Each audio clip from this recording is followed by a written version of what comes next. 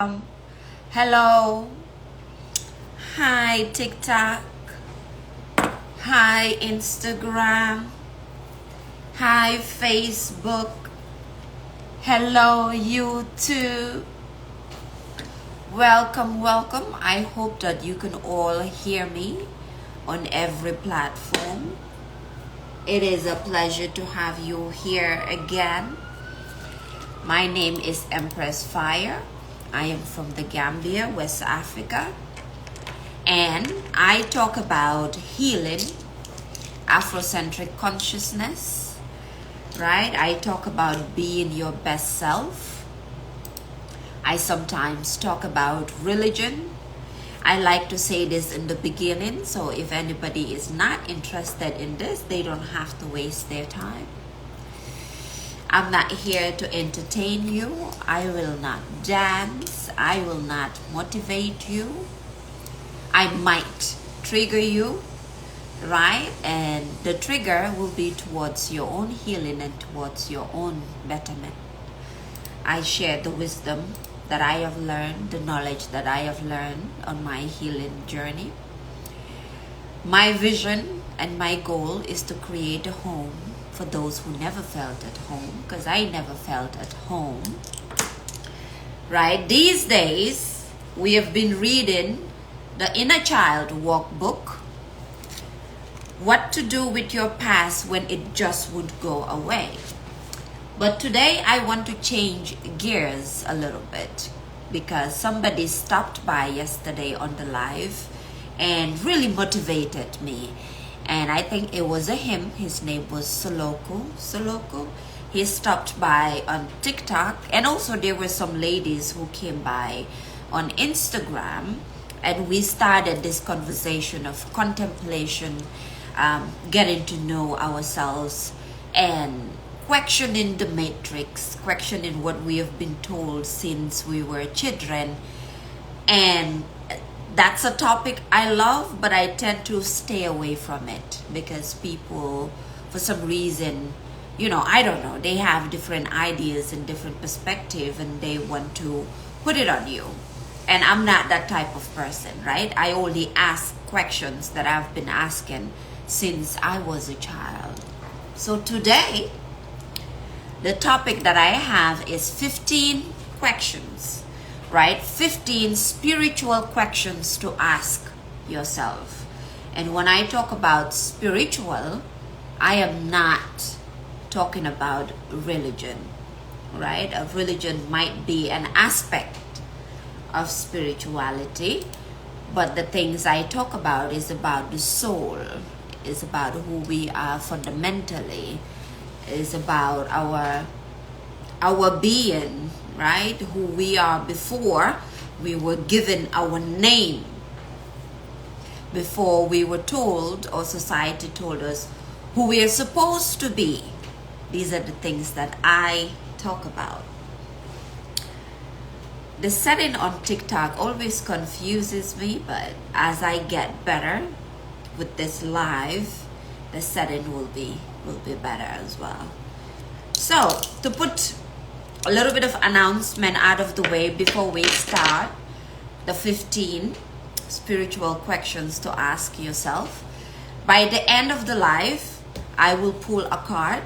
I am not a tarot reader, but if you look at all my accounts on social media, I have oracles plays. Oracle from the Matrix, Gloria Foster, and also African Oracle, right? Which is about the future, getting to know yourself, and all that beautiful things that we like about spirituality. But to give you this announcement and put it out of the way, I am also a businesswoman, right? If you check the link in my bio, you would see the businesses that I do. I am part of communities that aim to break generational curses, right? Girl, hold my hand. You can join me in that community, because I am also creating a team of people who are into spirituality and not necessarily religion, want to break generational curses, You can find me in Girl Hold My Hand. You can click the link, it's in my bio, and join me there. I will also create a Telegram group for these people, right? People who aim to break generational curses, be you a man or a woman. I am also part of the Real World. You can find that link in the bio. If you are interested in content creation, if you're interested in AI, artificial intelligence, in the real world, I have gotten to the point where I can also create my own team, my own group in the real world. These are things that I want to do because I know the people who listen to me and the people who relate to the things that I talk about are on their healing journey, love spirituality as well. And so join the Real World for content creation and AI, and you would be a part of my group personally.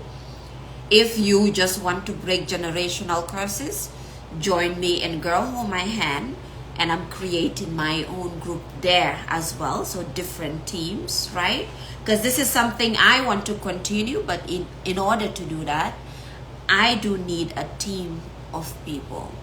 And like Coach Stormy as well as Andrew Tate say, I want the people who listen to me, I want the people who relate to me to be able to make money, to be able to be the first millionaire in their family, because that's where I am going, right? To be able to know themselves and know who they are, to escape the matrix, resist the slave mind, all of that good stuff. I am in for that, and I am looking for people to join me, right? I personally have been depressed majority of my life, right? I have experienced chronic depression from adverse childhood experiences. I always forget that. On TikTok, people just want to join the live without having any idea what you're talking about. Same goes for Instagram. It always blows my mind. But what I was saying is that the things that I talk about, I experienced firsthand, and I also went ahead to study in school. I have been depressed, chronically depressed, majority of my life, and having no idea that I was depressed. Right? I had anxiety. I have never done the psychological diagnostics, but I studied psychology for my own healing and for my own well-being. I don't know why Facebook is telling me that the thing is low. If it's low, I don't know what to do about it. And so I began to join from the groups that I mentioned, but also from the products that I also use, right? Because if you don't know what adverse childhood experiences is, please look up adverse childhood experiences, right? Whenever you see me wear this shirt, know that we are going to contemplate and we're going to talk about deep issues, because oh hi, Nurse Iron is just here. Nurse Iron, the brand owner. I just started talking about you and then you hopped it. Yes. Empowerment is something that I am deeply related to and I believe in, as somebody who's never felt empowered, from my family to the people around me to everything that I have done. And so now I am part of groups and around women who empower each other. As I was speaking about the shirt, the brand owner just hopped in on my Instagram, right? And so even the products that I take, the products that I use, you can find them in the link in my bio, right? I am not going to tell you, oh, you have to use them, because if you don't use them, you know, this and that will happen to you. No, I use them as part of my healing journey, as things that helped me become the woman that I am sitting here today talking to you. Good afternoon, Sana. Good afternoon. It's a pleasure to have you here again.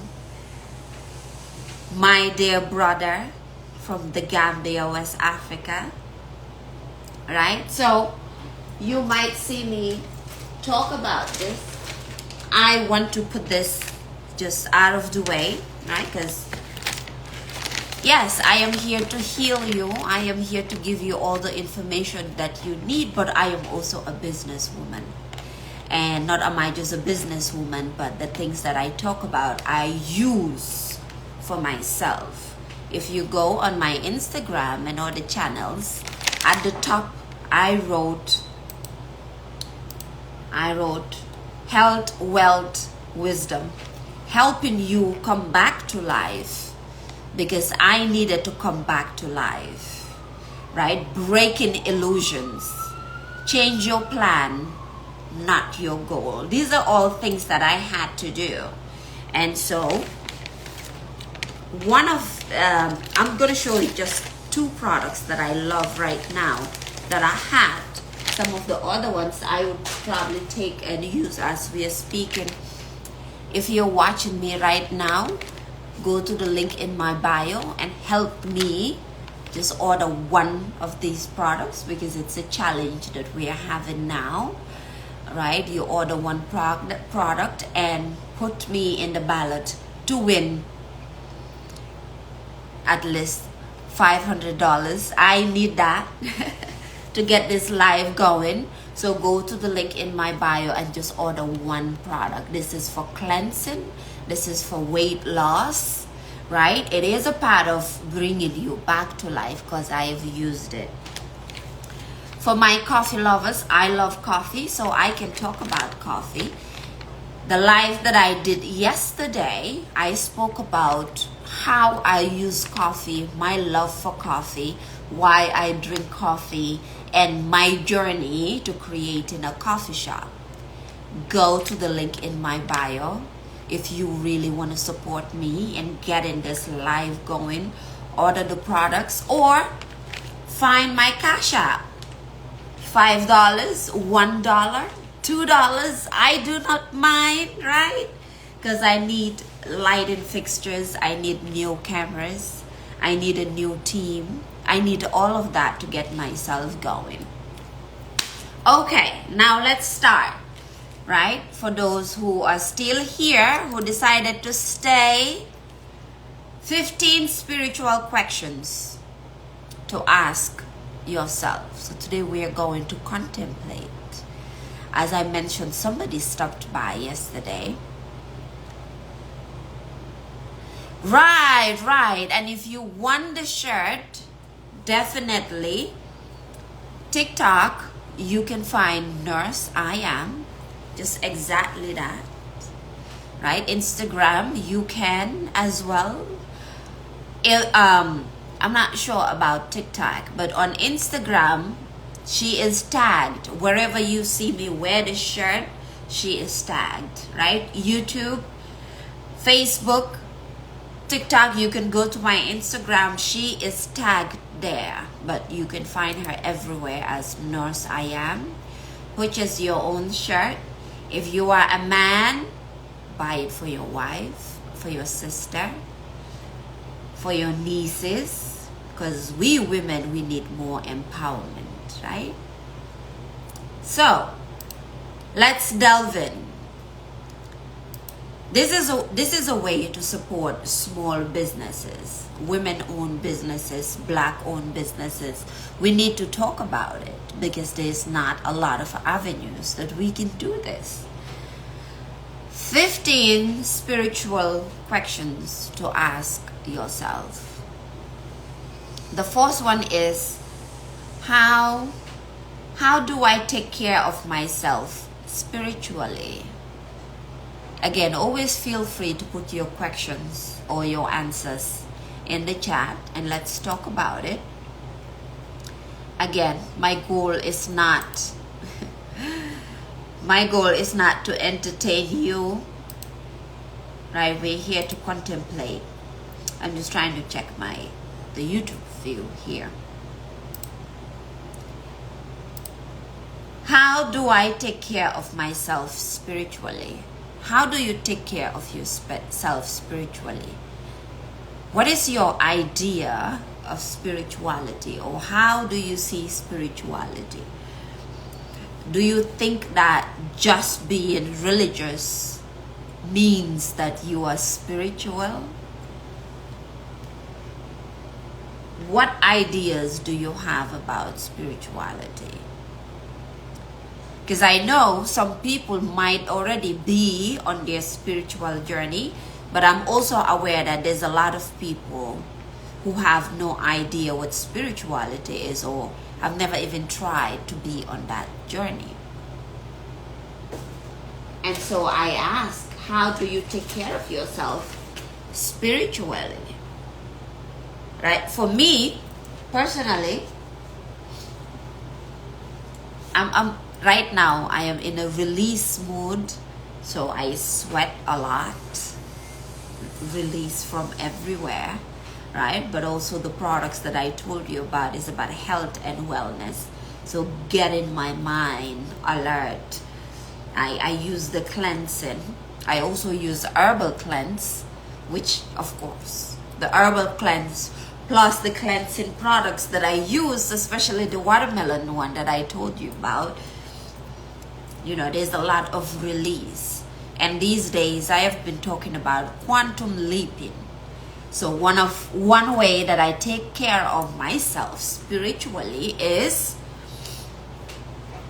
understand that I am God. There's no God in the sky. There's no God in the church. There's no God in the mosque. I was created by God. And so God, Allah, you name it, whatever you believe in, right? The African ancestors, the Holy Spirit experiences life through me.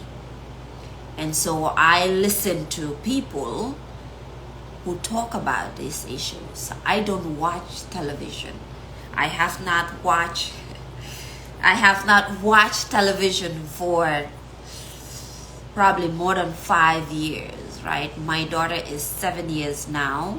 So I think the last time I watched television was 6 to 7 years ago, right around the time she was born.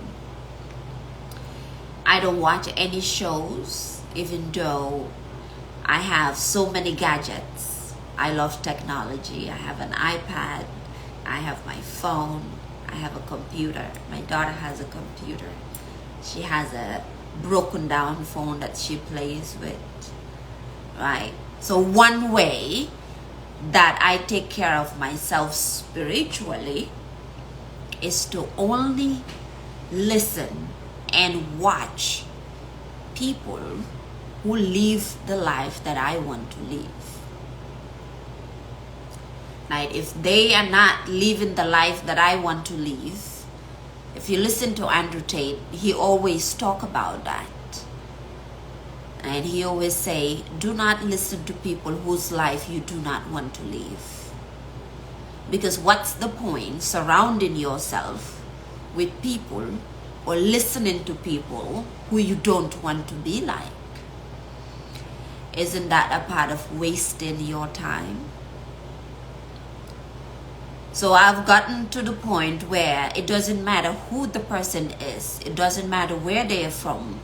White, black, Spanish, Hispanic, whatever you name it, Indian, any part of the world. If my soul relates to them spiritually, I will listen to them. And that's how I take care of myself spiritually. That's one. The second one is going deeper into African spirituality and understanding African spirituality. Right? If you look like me, dark skin, no matter where you're from, no matter what you believe, right? Because I know that some people would say, well, first I was someone coming from West Africa to America. Nobody says black in Africa. So I've never seen myself as black, I just saw myself as a human being, as an African. I never called myself black. So when I came to America and heard people saying black this, black that, it just never occurred to me. I would always say, why are we called black? I am not black. I'm African. Why, like, it's a confusion, right? And I also learned that in America, there's something called foundational black Americans, or certain groups and certain people who do not believe that their ancestors are African, who do not believe that they are African or their roots are based in Africa, which is also fine, right? We have all been confused in one way or the other. I don't have the answers and I don't know everything, but I can just share what I learned. So if you look like me, one of the things that I would say is look deeper into African spirituality, in the African ancestors. Don't believe in them, don't believe in me, but do your research and learn as much as you can. It is an aspect of taking care of yourself spiritually, right? Because the more, for me at least, the more I was able to see goddesses and gods and deities and saints who look like me, which is why I have dealt with many aspects of religion. I always talk about Kalima, and she is called the dark goddess. She is in the Hindu faith, right? And when you go into African spirituality, you have the Orishas, the African Orishas. From Oshun, if you watch Beyonce, you know she is tapping into that, even though the people that don't understand it are being negative of what she's doing. But she's tapping back to her ancestry and getting to know herself more. And she's drawing in more African viewers as well, because we can connect to that. There's Oshun for her, there's Yemaya, right? All of the African Orishas, there's Afro-Latina, Candomblé, Santeria, right, from Brazil. To all of these places, it has a deep-rooted connection to Africa. For me, it has been a way of taking care of myself spiritually.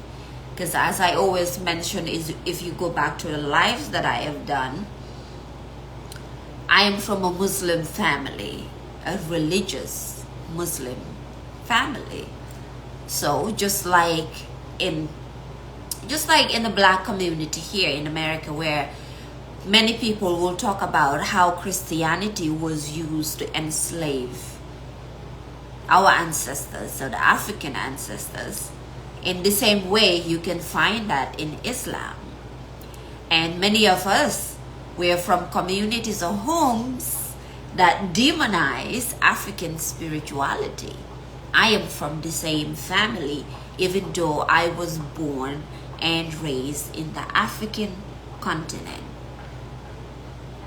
Some people, one person stopped by yesterday on TikTok and was saying, y'all Africans believe in a white Jesus, which interestingly, you can find that here in America, can't you? Where you go in the churches, and what's in the churches? You are surrounded by pictures of white Jesus. Don't even go to the church. Just on social media, you will find it everywhere, right? So when we talk about indoctrination, when we talk about the ways that we were raised and the things that we were taught, it's not only in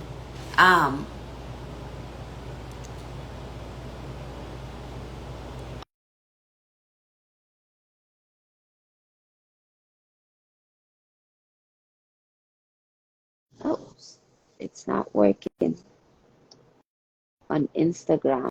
Looks frozen. Hello. Right. So everything that you can find in America in terms of miseducation of the Negro, that's an important book that I love and I always talk about. You can also find in the African continent. What you see in the African continent, I can tell you it is the same thing in the Black communities. There is no difference.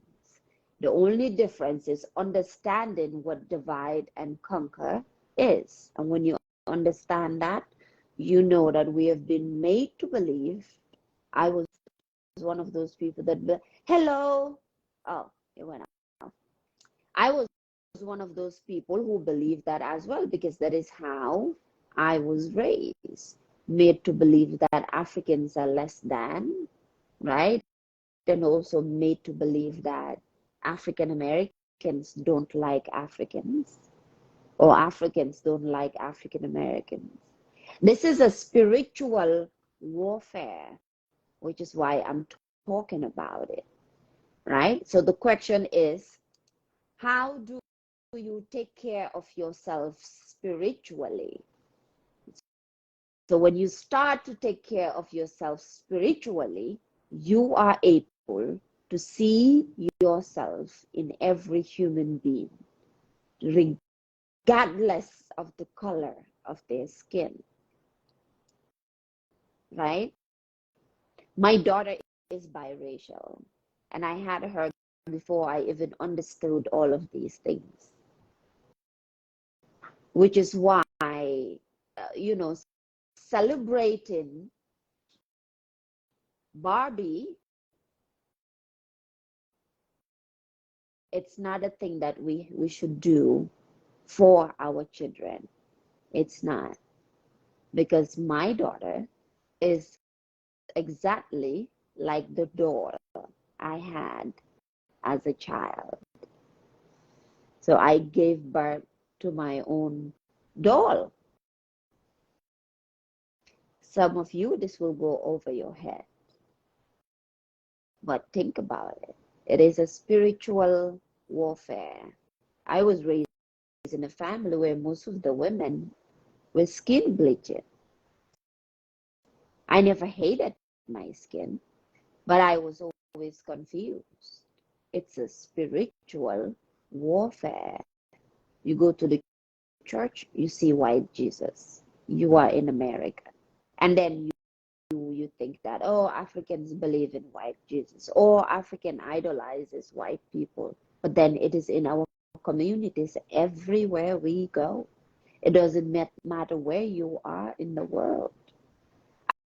As part of breaking generational curses is understanding and seeing how we live every single day. Because we have eyes, some of us, we have eyes, but we can't see.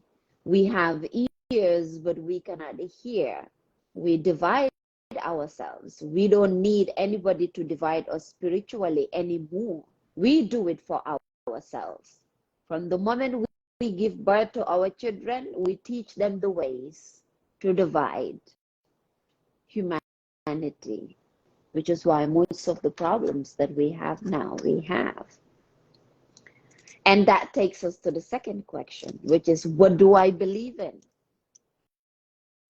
What do you believe in? What do you believe? What do you believe about yourself?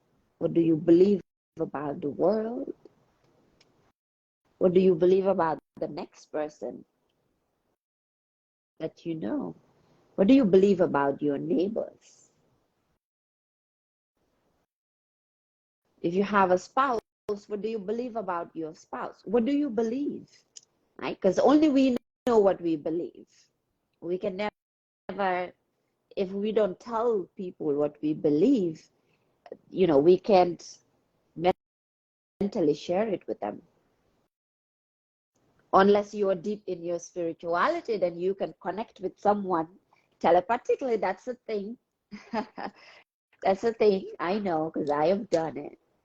Everybody has done it. Everybody has done it. Have you ever thought about somebody or said their name, or you're talking to someone mentally and then they call you, or you find them, or you see them, or you speak to them and they tell you exactly what you were thinking? Like we are spiritual beings having a human experience. There's a quote that said that, what would happen, or do you know what would happen if we can look at ourselves or look at each other as souls, as spirit, instead of objectifying each other as just this body? What would happen if you are looking at me and what you see is a spirit, and I'm looking at you, right? I can see a few pictures up there of the people watching, just a few pictures of the few people who commented on Instagram, right? Facebook as well. I can see a few pictures. What would happen if you are looking at me as spirit? If you see me as spirit? Hi, Queen Karen B. Instead of objectifying me and seeing me as a body. So what do you believe about people around you, about the world? Because we are what we believe. What you believe about another, you can only believe that about somebody else if that's what's in you. If you have negative thoughts about someone else, it's because it's in you. What do you believe? Hello, hello, welcome, welcome. Today I took a different turn. Instead of going through the book, I was inspired by a viewer yesterday, well, about 3-4 of them. And so today I'm talking about 15 spiritual questions to ask yourself. And we went through the first one, which was, how do I take care of myself spiritually? If you are a regular, you know how things goes. We can go back and forth until we finish all the questions. How do I take care of myself spiritually? And that goes into, what do I believe in? What do I believe in? Because what I believe in, it doesn't mean what do you believe in religiously. It means what do you believe in general, in your life. Because whatever you believe is why you live the life that you live today.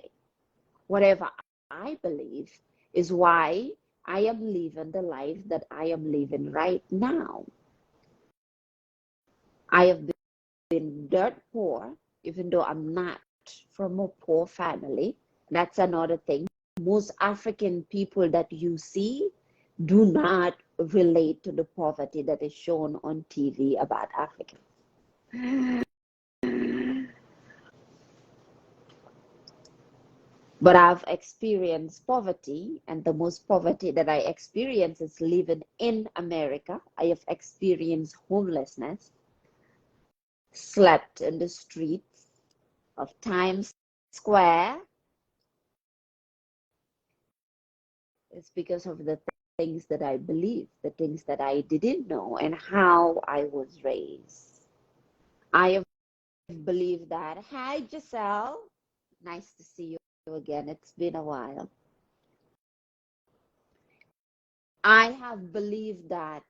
Thank you. I feel beautiful. This shirt does it for me. You probably know her, Nurse I am. Yeah, the empowerment shirt, it does something to my being. So whenever I wear it, it's contemplation. It's really looking deep into our soul, right? I have believed that if I speak to Christians, I was going to die. If I go to the church, I was going to die.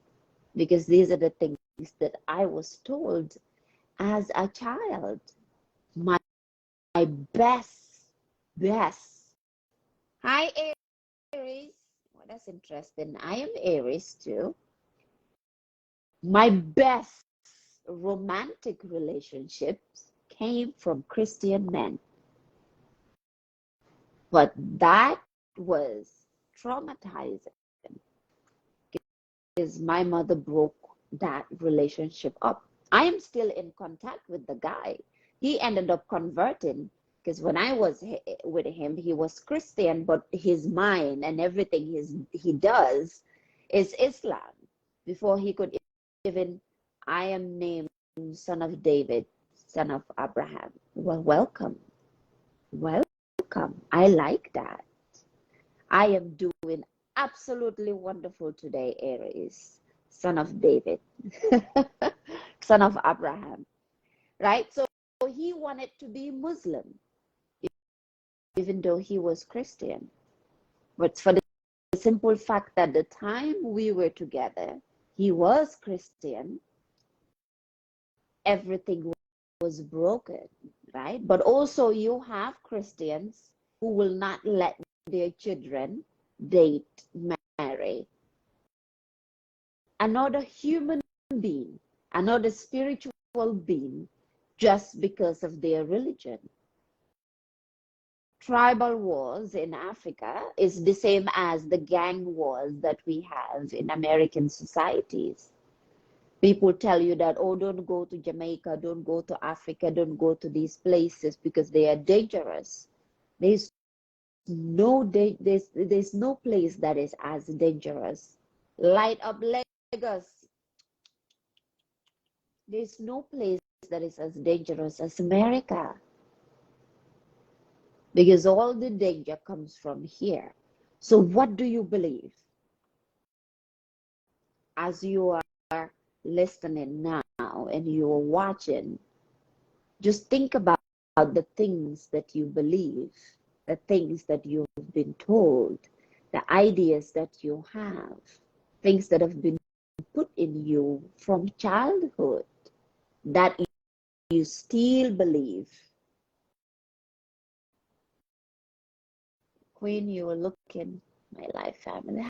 Hi, King Mohammed. Thank you. Thank you. Assalamu alaikum, my lovely family. All right? Just think about that. What do you believe? What are the things that you've been told that you still hold there in your mind that you haven't let go of?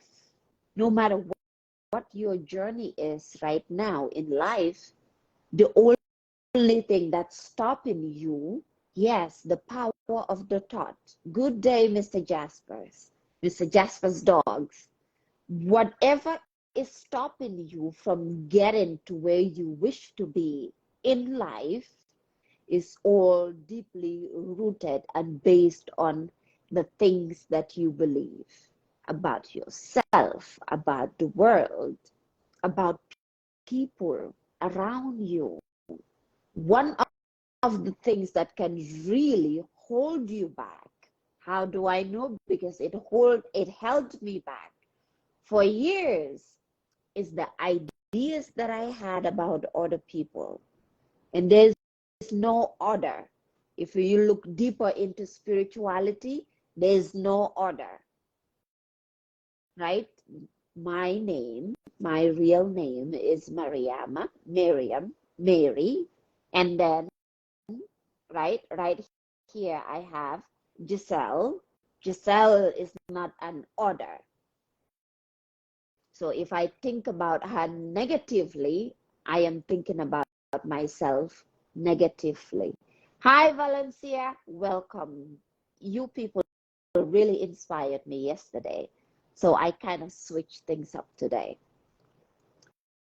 So whatever you believe about anything in your life, about money, about marriage, about spirituality, about friendship, That's what's stopping you. About people, that's what's stopping you. About yourself, about the world, about life and death, heaven and hell. That is what is stopping you. For me, it's believing family is trying to stop me to rise into the top. You know, that can be a belief, but that can be an actual thing, right? Because I had to see that in my own family, that if I did not let my family go, I wouldn't be able to do what I'm doing now. Because painfully, I had to realize that one of the root causes of my trauma and just the complete chronic depression and anxiety that I have suffered for so long was based on the fact that my own family was not growing mentally and spiritually, but I was growing. And so they were really holding me back. Because when I speak to them, talk about my goals and my dreams and the things that I'm learning, they cannot relate. And most of the time, I felt absolutely crazy. So you never know. It can be a belief, it can be your intuition telling you something, right? Because when you are around people, good day, Afrocentric, nice to see you again. Aries is dropping stuff, Dharma Sutra, okay. Right, because when you are around people, you can tell if they want you to go forward. They're not really there to entertain you, even though they can do things in an entertaining way. They speak to your soul. Yes, because you are growing spiritually. Yeah, yeah. So it might not be they want to stop you from getting to the top. It could just be they don't understand your journey and who you are meant to be and who you were called to be. Right?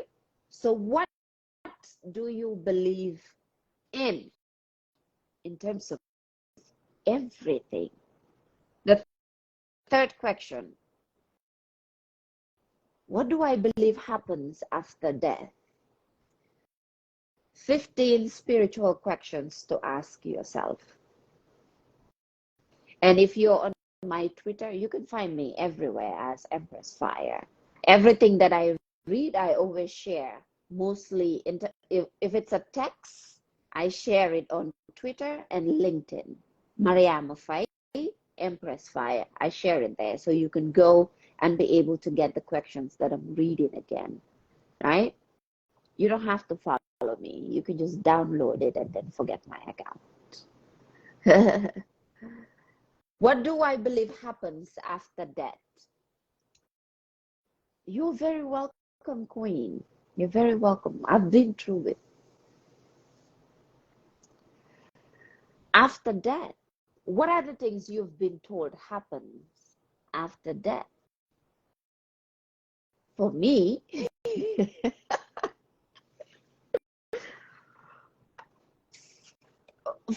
I really believed in the idea of heaven and hell because I was told if I have nail polish, I'm going to hell. You know, I was told that if I wore short, tight dresses, I'm going to hell. Probably everything that you can think about right now as you're listening to me, to the things that you were told if you do, you're going to hell. The same things for me, I was told. So what do you believe happens after death? To the point that I just said, listen, I'm going to do anything I want to do because I'm going to hell anyway.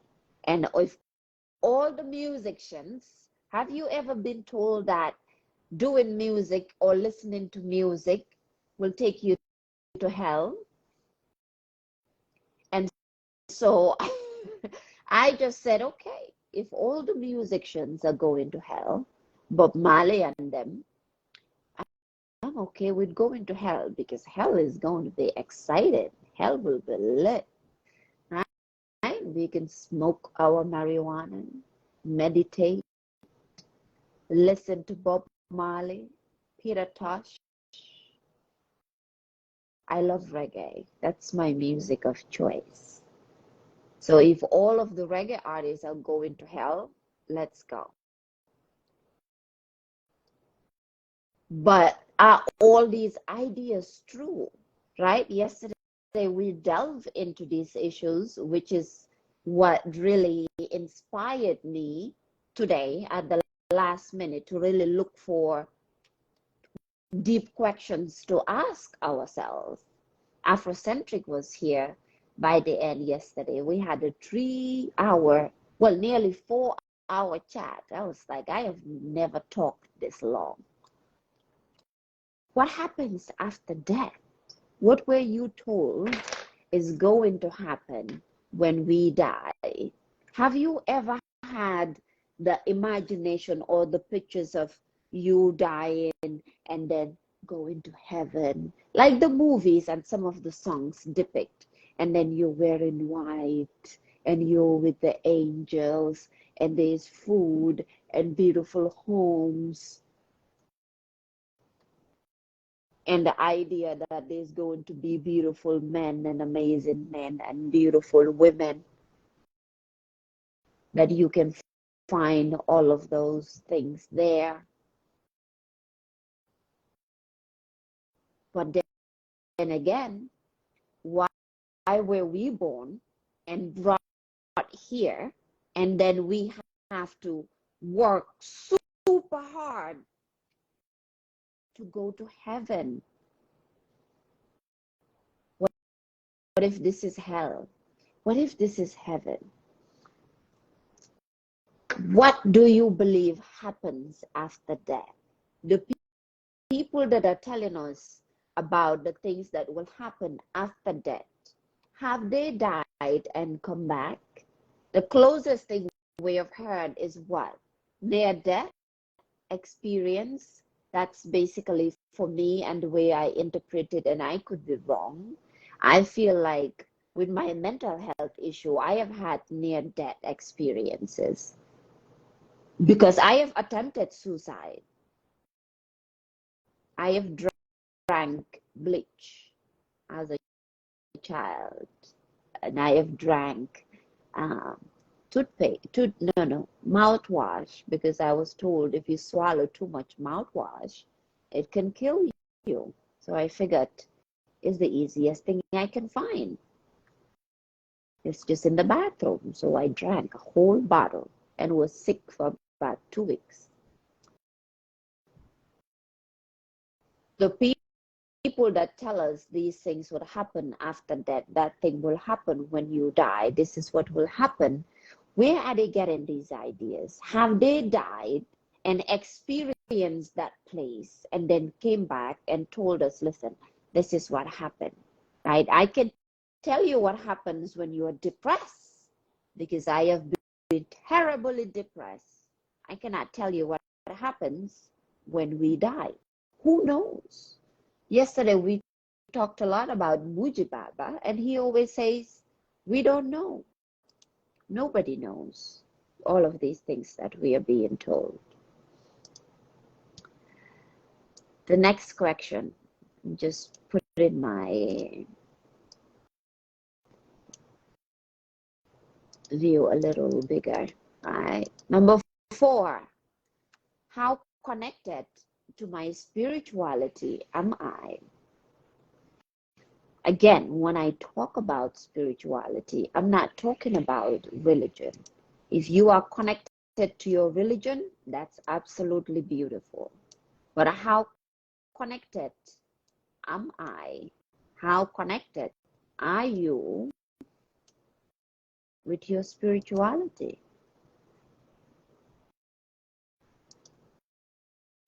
Do you even have a spiritual, whatever it is, knowing or something. Facebook confuses me. Okay, I'll just leave it this way. I can see myself. Right? How connected to my spirituality am I? As I mentioned, I am from a very religious family, but at the same time, I've been around people who talk a lot about God. There's a difference between talking about God and talking as God. Goes back to, what do you believe? What do you believe in? How connected are you to your spirituality? Do you think everything is demonic? Right? As I mentioned, a Muslim, but there's this pastor that I really love. I listen to him. He's an African pastor as well. But for him, everything is demonic. Astrology is demonic. African spirituality is demonic. The Babaleos are demonic. Right?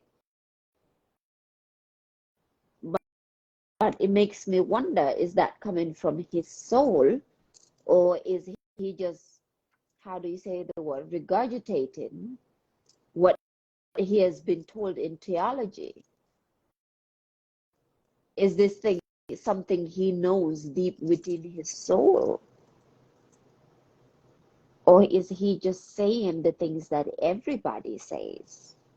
Even though he is African, born and raised and living in Africa. But then again, this is something that I have seen a lot of pastors and imams and other people do, demonizing people.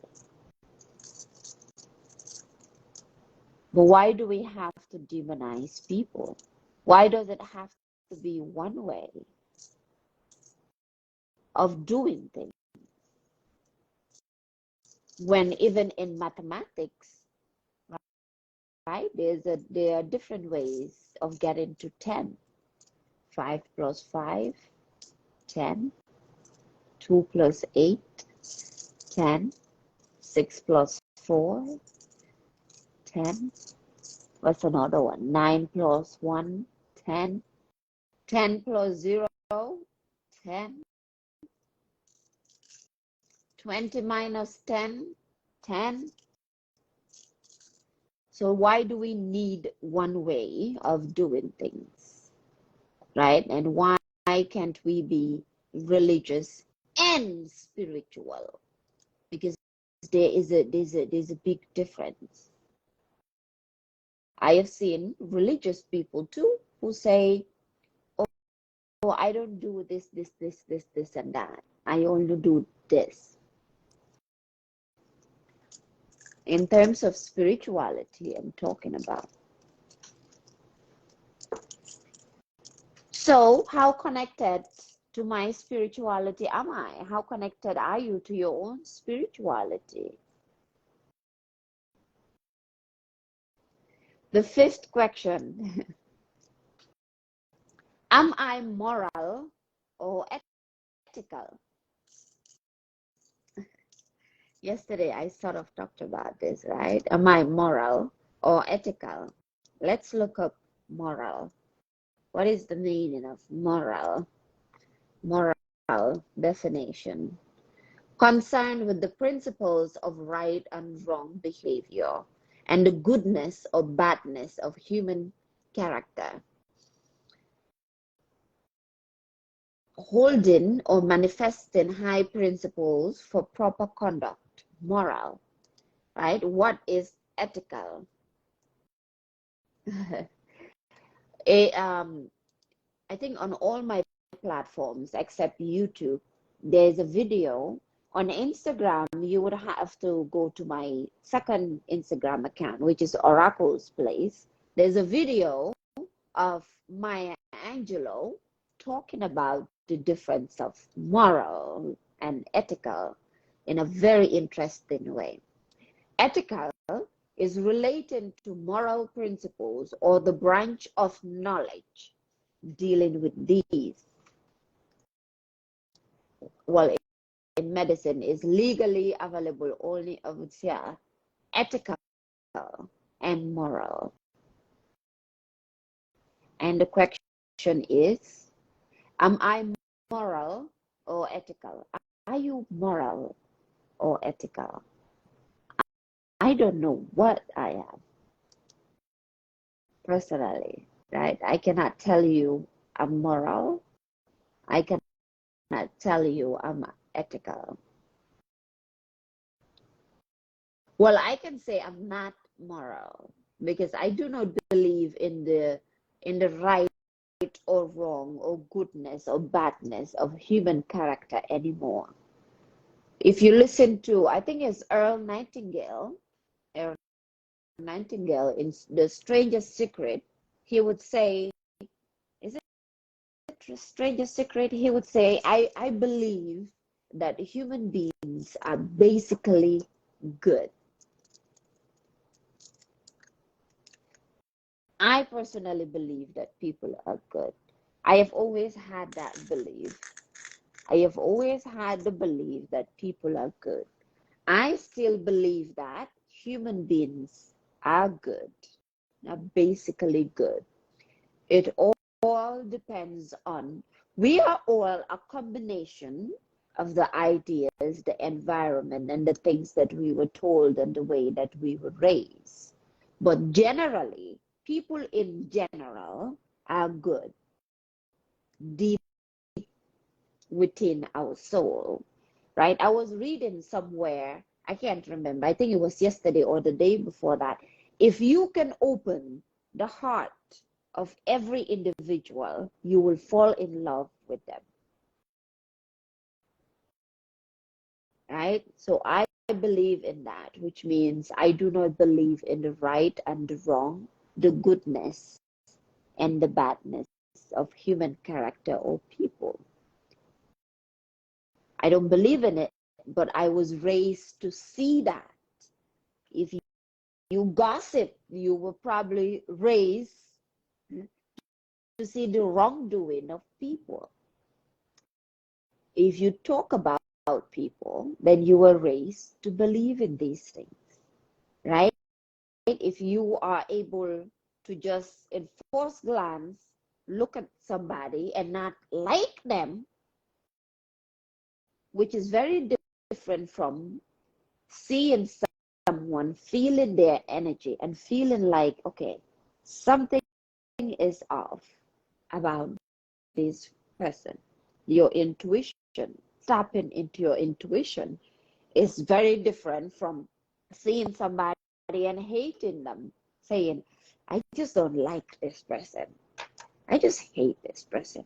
I've never talked to them. I don't know them, but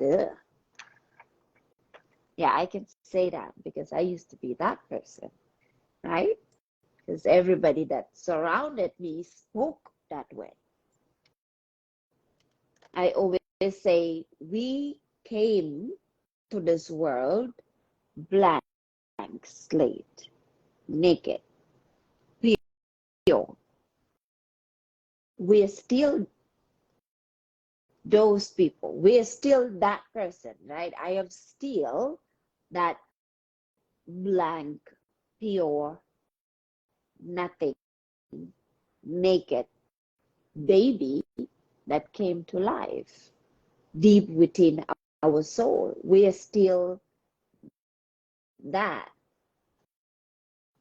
But then we have a veil that is covering all these. The veil of Queen Karen. Who does Queen Karen think she is? Afrocentric. I am better than Afrocentric. She can't. Ugh. I mean, we can talk about that in terms of the ego, right? Which the ego can be healthy. We all need our ego to get us to the places. I need my ego to be able to sit here and talk to you. Without that, I I wouldn't be able to Afrocentric, right?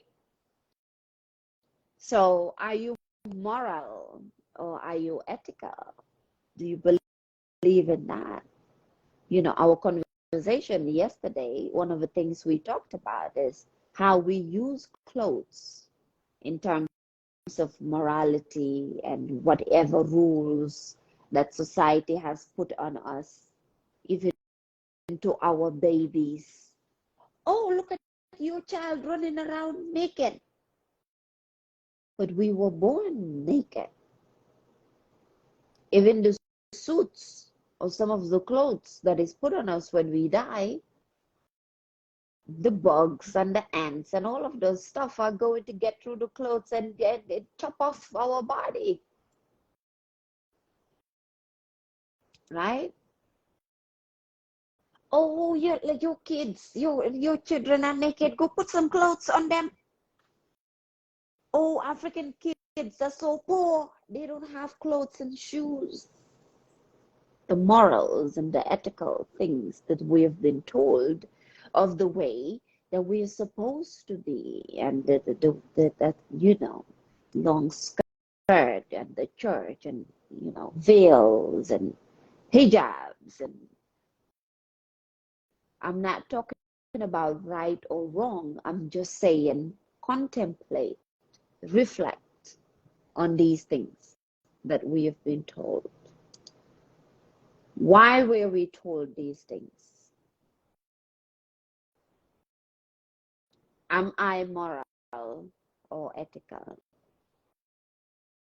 Are you watching me now saying she has no idea what she's saying? Just wait. Number 6. Interesting. I didn't.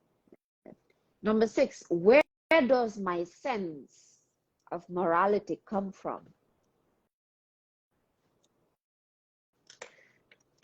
Where does my sense of morality come from? The reason I have this on, I'm not trying to be this cool, well, I was about to say Afrocentric. Sorry, Afrocentric. I also studied Afrocentric in school. It's a degree that I made for myself. My bachelor's degree is Afrocentric consciousness. I'm not trying to be, it's just, I have my baby locks. I'm starting to grow my locks. But as a child growing up, the men I was surrounded with, they had to cut their locks to go to work. The last situation ship that,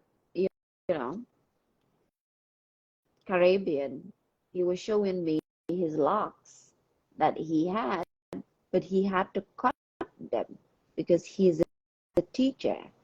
He still haven't healed from all the childhood trauma and the adult trauma that he went through, because that can be traumatizing, having to cut your locks. But I also do this because as a child, I have always loved everything Rastafari. Right? And now as a grown-up, understanding that, oh my God, my culture and the Rastafarian culture is basically the same, which means there's also trauma, a lot of trauma in the Rastafarian culture, from the way women are seen and talked to, the way women are treated. Hello, hi, welcome, football lover. I remember you, right? There are things that I wear and go out, and people feel like they're about to fall on my feet. But they don't even know deep what's in my soul. It's just what I am wearing. Sometimes I would wear my combat boots I've always loved combat boots, but it's also very Rasta, the militant look. And I see that how, especially men, how they treat me is very different from how they treat the woman who's right next to me, maybe in their booty shorts. And these men don't know that I am addicted to booty shorts. Isn't that interesting? Where does my sense of morality come from? Yeah, Afrocentric. Yeah, it is. It's crazy, right? We have, by the way, I am surrounded by Caribbean people, which is not a coincidence. I always say nothing is a coincidence, right? If I could go back in time, I would be born in Jamaica. And my goal is to actually live in Jamaica. And even talking about that, it takes me back to question 2, which is what do you believe, right? Because when I tell people, some people, not a lot of people yet, oh, I want to live in Jamaica for 2 years. It is a childhood dream to live in Jamaica for 2 years. Sometimes their answer is, oh, you don't want to be around Jamaicans because they are ignorant, because they are rude. Only one person told me that, well, prepare yourself, because a lot of people think Jamaicans are not, are rude and all of that, but they are not. That's just the way that they were raised. And I was like, well, I can relate to that, right? Because I am not a lot of the things that people say that I am. It's just the way I was raised. And that's the question number 2. What do you believe? Where does my sense of morality come from? Right? The guy I'm talking about here in my neighborhood, he's a vendor. I hope that's how you call it. In African, we say vendor. Vendor out in the street, and he makes the most delicious jerk chicken in the neighborhood. Absolutely yummy. And I would go there and buy. But he only noticed me when deep in my healing and feminine journey to heal myself, I started buying and wearing very cozy and cuddly fabrics and outfits. Cheap, some of them on sale, right, for $1 or something. And then I put my head tie, or sometimes, I'll put my hijab, because I was in so much pain, and I needed to be cuddly for myself. Some people would say, oh, goes back. Where does my sense of morality come from? Oh, as a woman, you need to cover yourself. As a woman, you need to this and that. Men respect you more when you cover yourself, blah, blah, blah, blah. But we were born naked. So when did the idea of women covering themselves and seen as respect, where did those ideas come from? To recap, first question, how do I take care of myself spiritually? And if you look now deeper, you would see that most spiritual ladies, women, sometimes girls, they have the I don't give a fuck attitude. Right? Because when you go deeper in your divinity, even the idea of clothes doesn't matter. that much when you're really in touch with your soul, because you get to understand that everything that I put on now, somebody made, right? It's man-made. Where do I take, how do I take care of myself spiritually? What do I believe in? What do I believe happens after death? How connected to my spirituality am I? Am I moral or ethical? Where does my sense of morality come from? These are questions that we need to ask ourselves. All the ideas that we hold when it comes to these questions, where did they come from? Who told us this is the way that we have to be?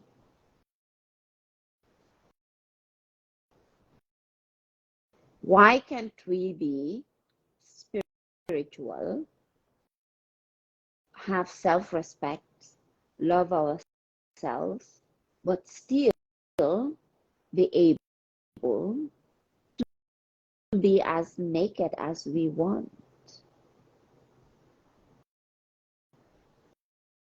If we are divine beings, every aspect of us is divine. Why is it that the clothes that we wear, it's used to consider us divine? Number 7, how connected do I feel to the earth? How connected do you feel to the earth? It's cold, yeah, file AC bifele. That one is on Faiko. Both of them, it makes it very cold. How connected do I feel to the earth? I've come across people here in the United States of America. Okay. I don't know why it's cold. I have come across people, yeah, I'm gonna go for a little bit, who, and majority of people who look like me, right, who will not take off their shoes and walk their feet, who will not play with the sand, who would traumatize their children out on the playground just because their children are playing with the sand. How connected do I feel to the earth? Are you okay with getting your hands dirty? Do you feel that anything that includes the sand and dirt and the earth is uncivilized? Can you eat with your hands? Do you feel that if you eat with your hands, you are uncivilized? Because eating with your hands is part of connecting with the earth. I have a video, I think I haven't shared that video. It was a lady in Africa explaining the power of eating with our hands. Right? How connected do I feel to the earth? Do you go out in nature? Do you feel that anything that involves nature is scary? Are you scared of nature? Are you scared of the forest? Are you those people who don't want the trees to grow when the leaves fall? They are too messy. You don't want to walk on the leaves or on the earth because it's going to get your Jordans or your Nike dirty. As a child, I hated being dusty, which no pun intended, right? I'm not talking about the dusties. Anyway, how connected do I feel to the earth? Number 8, are my choices motivated by love or fear. I'm taking hair, nails, and skin. You can find that in my bio. Everything I use, you can find in the bio. Everything I talk about on any platform you go, I would always share the information, right? It's me. If I don't use it, I don't sell it. If I sell it, I use it. You find it in my bio. I am part of that program, part of that community. I even have a link to the suicide hotline for anybody who is in distress, or if you know somebody who is in distress. I have been there. I have been there. Any link you see on my bios, everything in it, I use. Right? How connected do I feel to the earth? Some of us that are Africans that came to America, some of us who, and when I say Africans, you can be Caribbean, whatever. I'm just lumping it into one. And I know some people don't like that. And so if you don't like that, then I'm probably not the person to listen to. We leave our countries and come here. And even the idea of countries is part of divide and conquer. We come to the United States or to the European world, and then we feel that we're better than everything and everybody, and we can't go back to the earth. We can't garden, we can't grow our food. Sitting outside in the streets, you are considered, a woman of the streets, something like that, which is quite wild. Or being born here, if you're born and raised here, you're never given the opportunity to be around or in nature or in touch with the earth. But then again, when we die, where do we go? Some of us forget these things. Oh, right. Are my choices motivated by love or fear? Maybe I needed to say that, so it took me back to how connected do I feel to the earth. Are my choices motivated by love or fear? Whatever is going on in your life right now is determined by how you manifest it, because we are manifesting every day. We are manifesting every day, from the food we eat, from making coffee, making tea, right? From me talking about taking this right now as I am talking to you is a manifestation of something that I said I want to do at some point, to show people that what I use, I sell, and what I sell, I use, is a manifestation.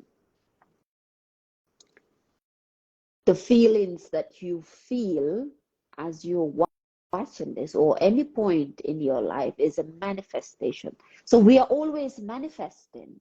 Everything that's happening to us, we manifested.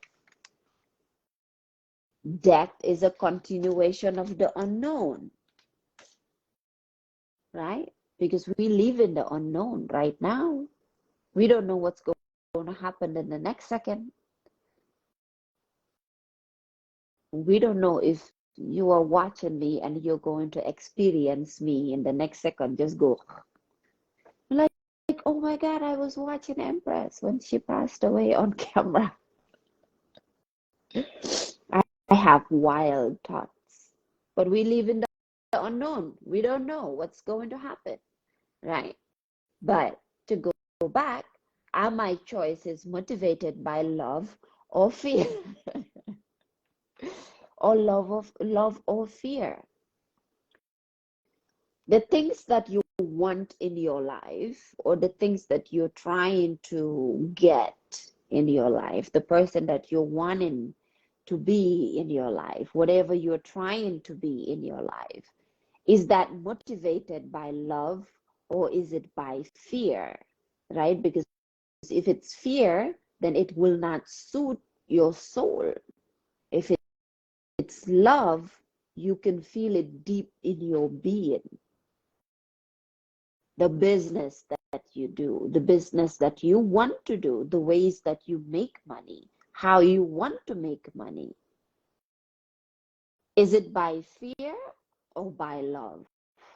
Do you believe that if you do your own venture or if you go your own way, you will not be able to make the type of money you want?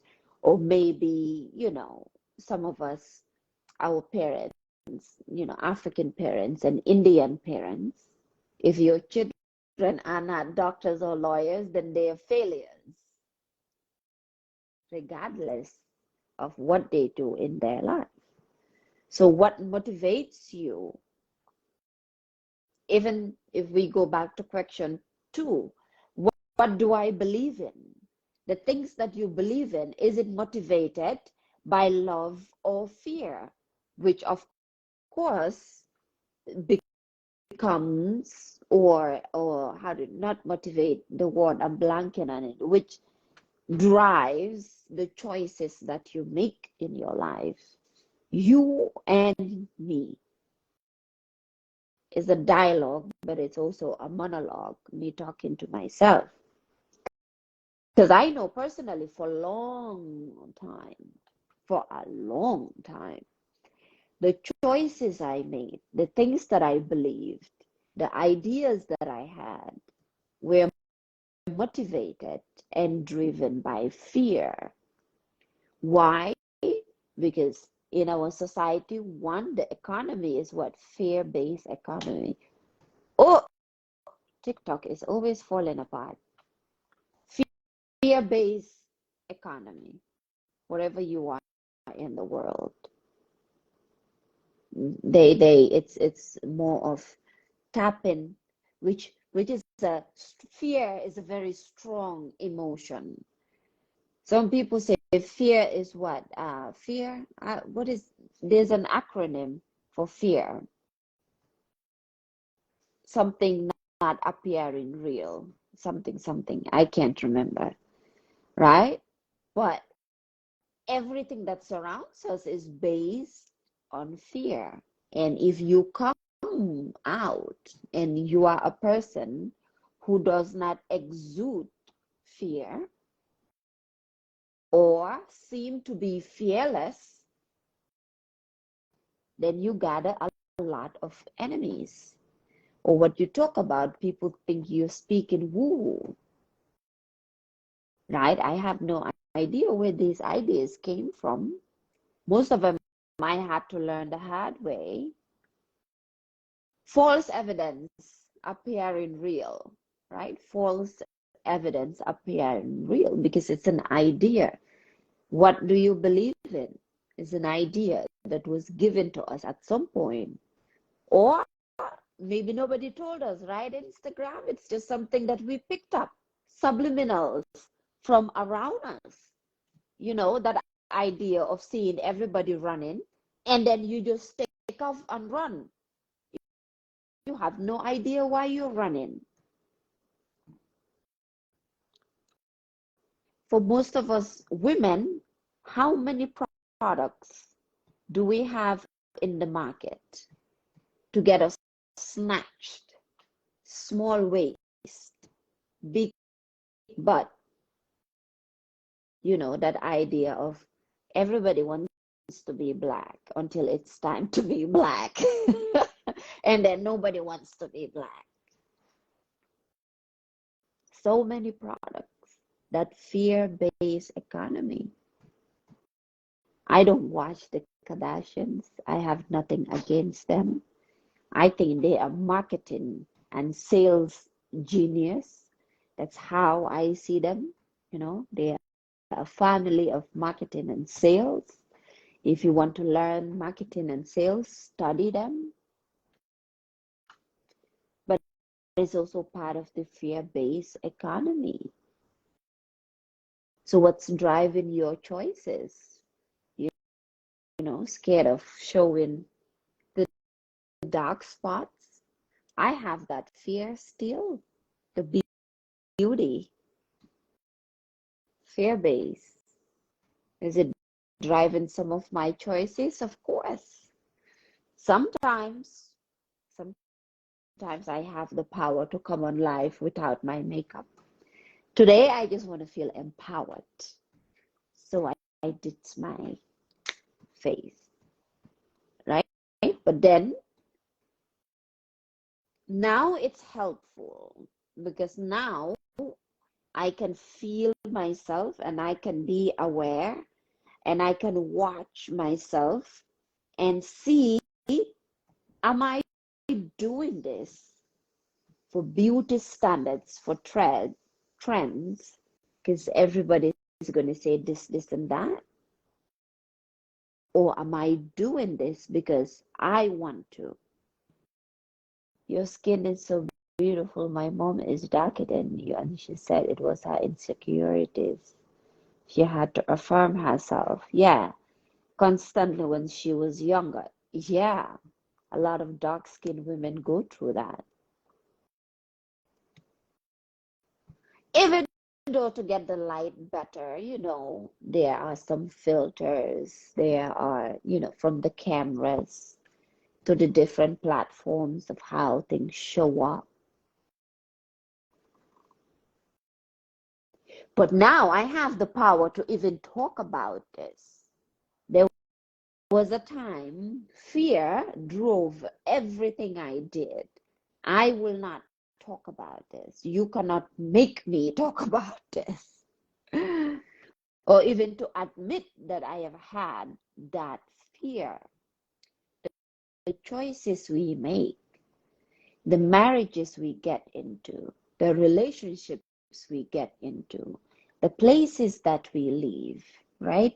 The fear of being considered poor, the fear of being told that we are hood. Granted, living in the hood is a headache. I know. But is it driven by fear or is it a health and well-being thing? Is it motivated by love or is it fear? Number 9, where does evil come from? What is your idea of evil? What do you think evil is? That's a good question. What do you think evil is? I would love some comments or some answers. I haven't checked Facebook. Hi, Sheila. Hello. Right? Any ideas you have, please share with me of where does evil come from? What do you believe is evil? If it's evil, it's the devil. What do you think about the devil? Who is the devil?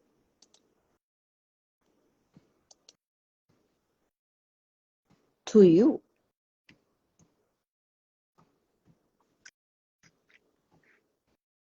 Take my HSN.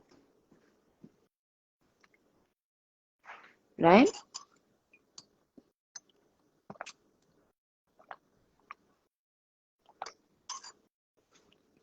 I believed, and the way that I was raised,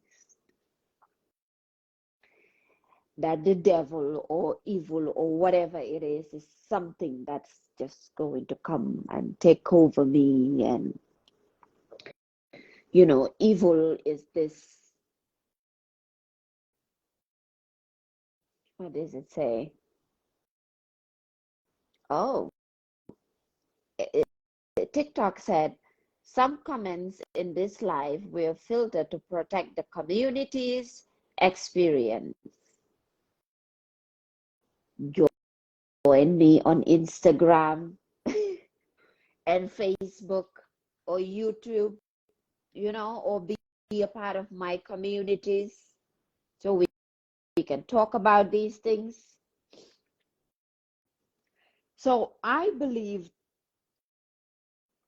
evil or the devil is like this monster. Oh, Giselle, you should join Girl Hold My Hand. Be a part of my team, my community, as you said. I finally got my Girl Hold My Hand link, so you can join through me, and I can be your whatever it is that you need, if you wish. No pressure. Man-made concept, right? Afrocentric said man-made concept, evil and the devil and everything else. But I believed it was something that's gonna come for me, or that's gonna take me over, or whatever it is. Until deep in my spiritual journey, I realized that we are gods, we are evil, we are the devil in terms of spirit, because we are spirit. We are spirit. You can have that evil spirit in you. You can have that devilish spirit in you. Everything you touch breaks down, right? Everybody that you are around, just, you drive them absolutely. There is no love coming out of you. Yin and yang. Yin and yang. I have the t-shirt, right? There's no light without dark. In order for the rich to happen, there has to be the poor. In order for the poor to happen, there has to be the rich. Even though these are ideas, but it needs to be fed to the masses for us to believe in. I realize that if I say somebody is evil or a devil, or if I attracted those types of energies, is because these energies and spirits are in myself as well. But what I thought, or what I saw, or what I believe about the devil and evil was, it was something outside of me, the same way that I had that belief that God was outside of me. And then everything I needed to get outside of me. Love, validation, affirmation, money, because it is all within us, right? And then you hear somebody told me here that money is the root of all evil. And I was like, brother, you need to read your Bible. It says the love of money is the root of all evil.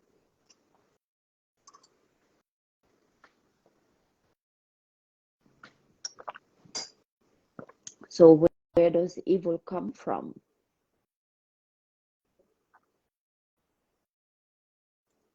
Is time moving too fast or too slow? What is your definition of time? Is time the clock ticking? Or, as I'm speaking to you now, where I am at is 1:36 p.m. Eastern. How do you define time? How do you see time? Do you consider time to be continuous? Or do you see time, I don't know. Let me open the window, because for some reason Facebook is whatever. It's still not. Still are telling me too low FPS. What is FPS? The current frame rate is too low. if not, viewers will experience a lower quality frame. But I don't know how to do that. Anyway, yeah.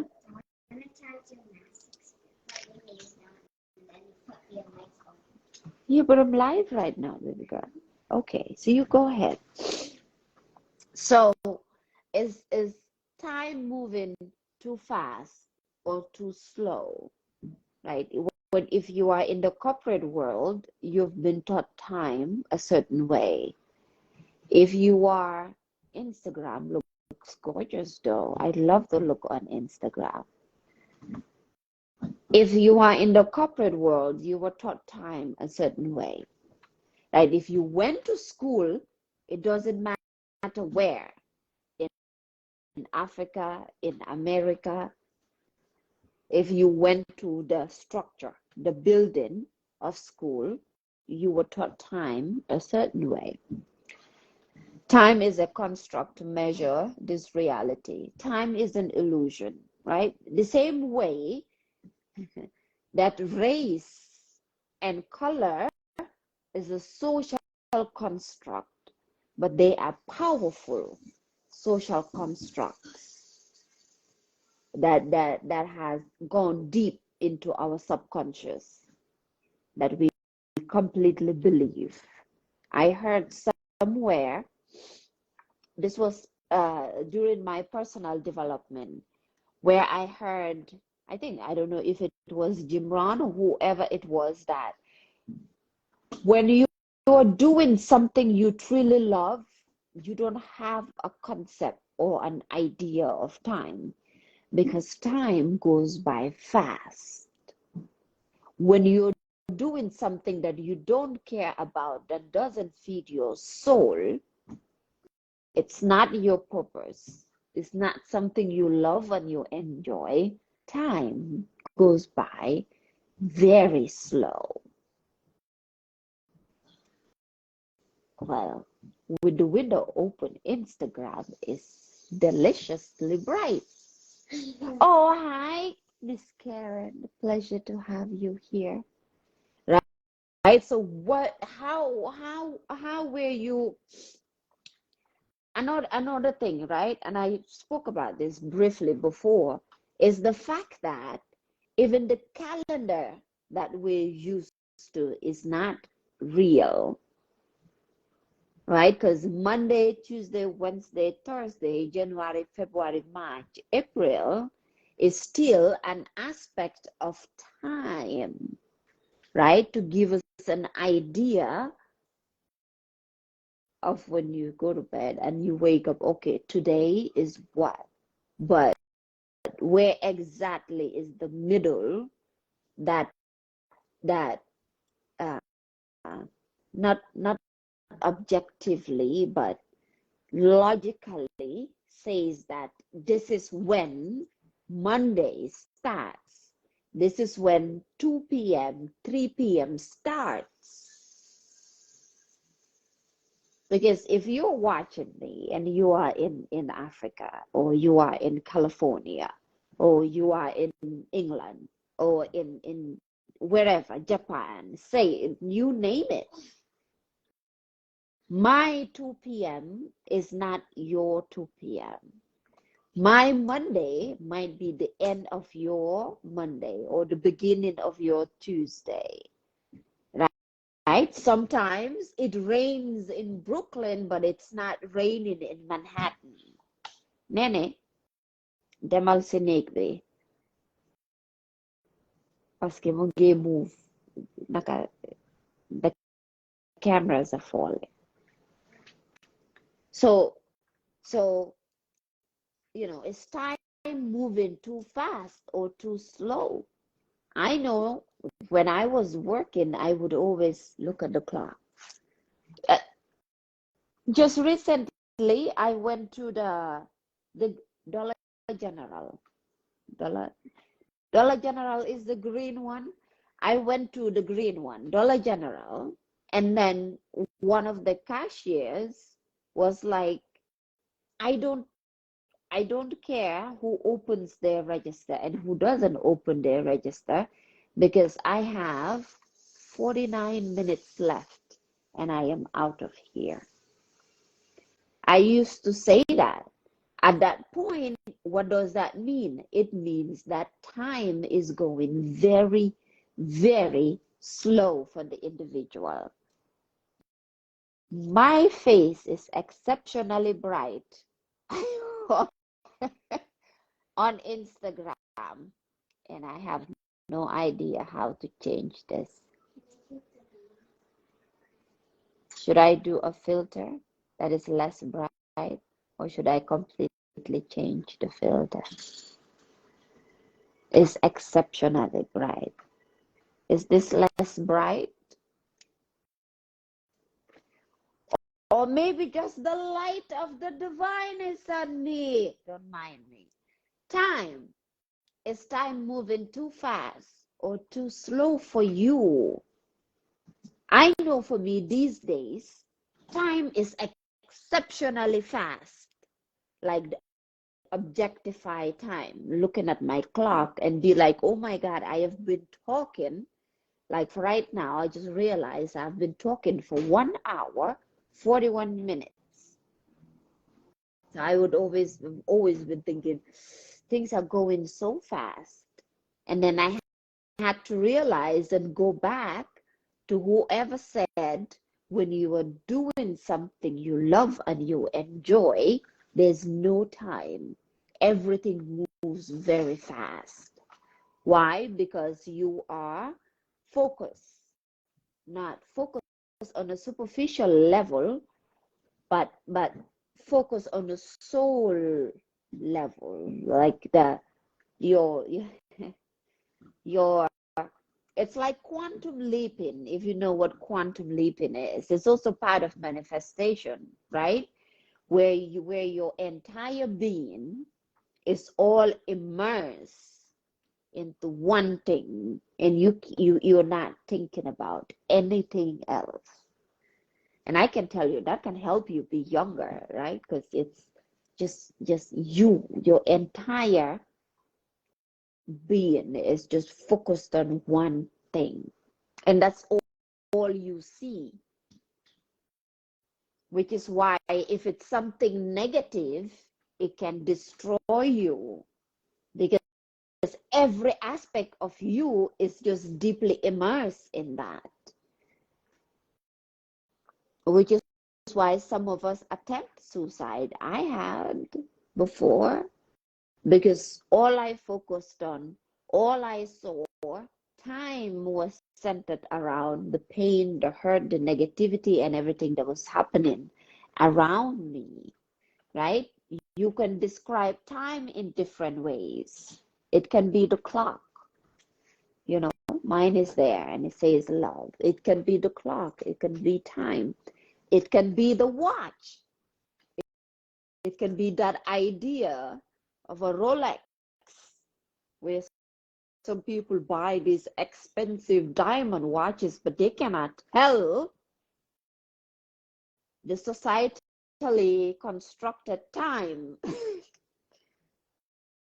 But the idea of wearing a diamond watch, a watch that tells the time, that was made up by another human being to tell other human beings when to go to lunch and when to eat and when to go home and when to sleep and when to wake up.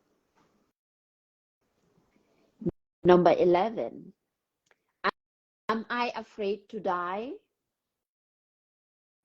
If so, what am I afraid of? Are you afraid to die? Are you afraid to die, baby? You're not afraid to die anymore? Oh, that's good. Asking my daughter, she's 7.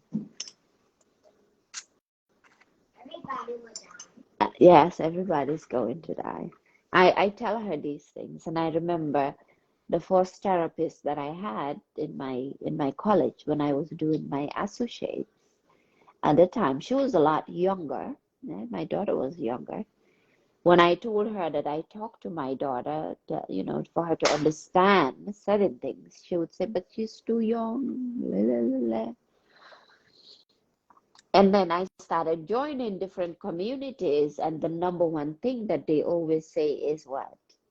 Talk to your children, start them young.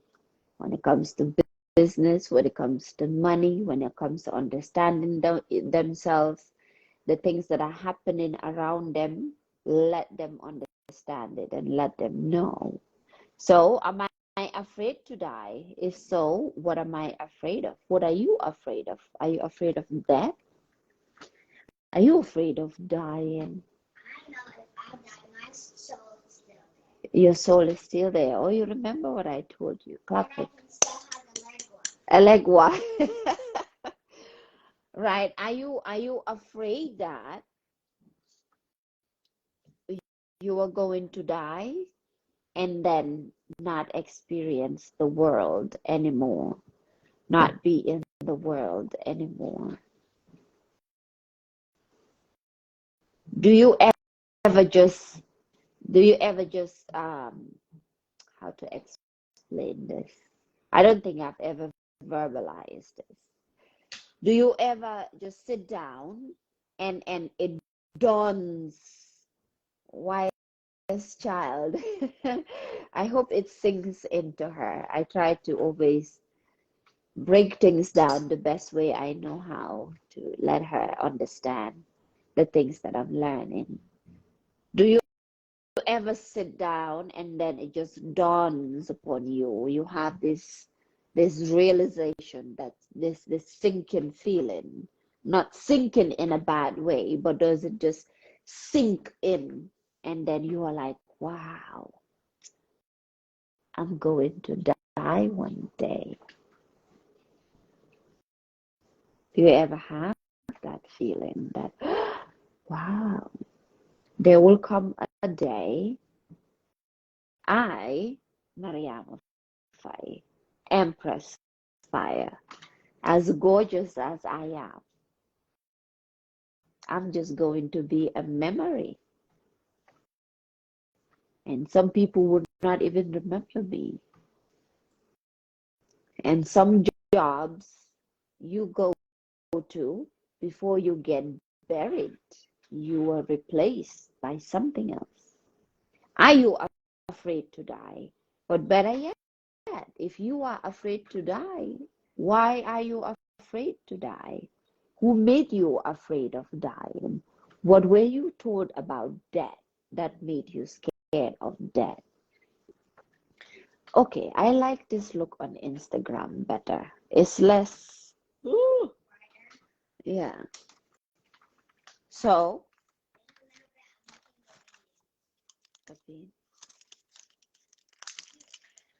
I'm taking my pH balance medicine supplement because I need it. Right? I also drink a lot of cranberry. Do you listen to Erica Badu? Not necessarily her music, but her interviews. I think Erica Badu's interviews are a whole lot more powerful than even her music, right? Because just Erica Badu sitting and talking, ooh, I can listen to her all day. Her just giving wisdom, and just the spiritual wisdom, and the oh my God, yeah. I would sit hours and just watch her interviews. When I started my social media before, I was less afraid. Going back to the question, are my choices motivated by love or fear? I came back, wanted to do business, wanted to do these things.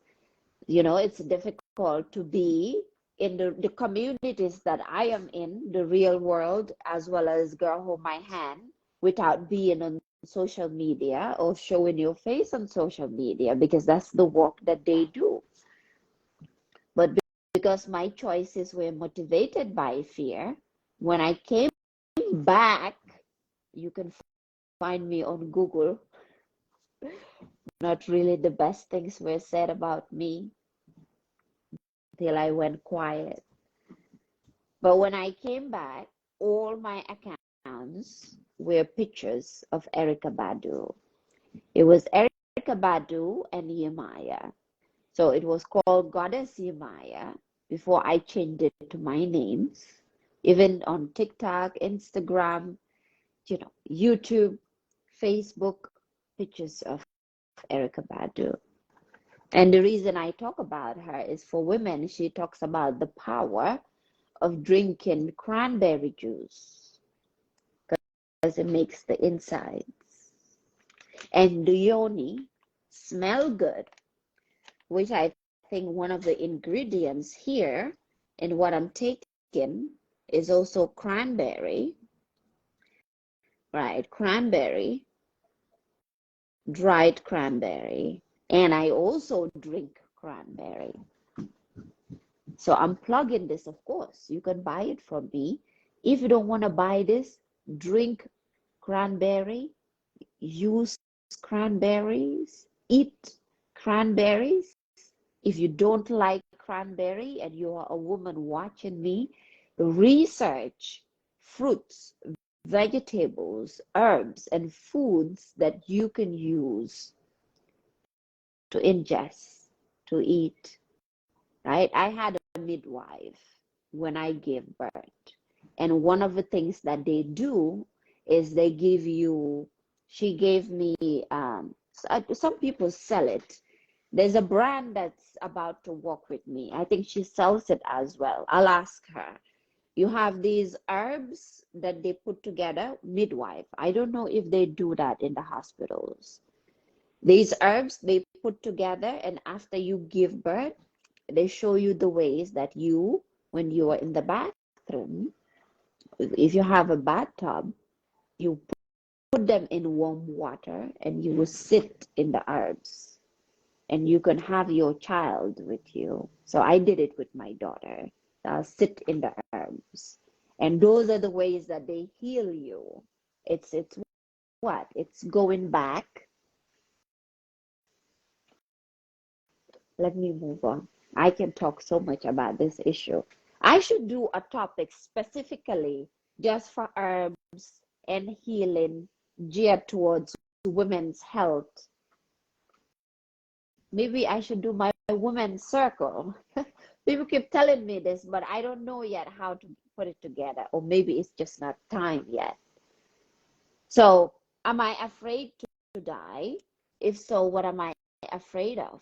Are you afraid of dying? I've always been afraid of dying because of some of the things that I shared with you, that if I die, I would go to hell.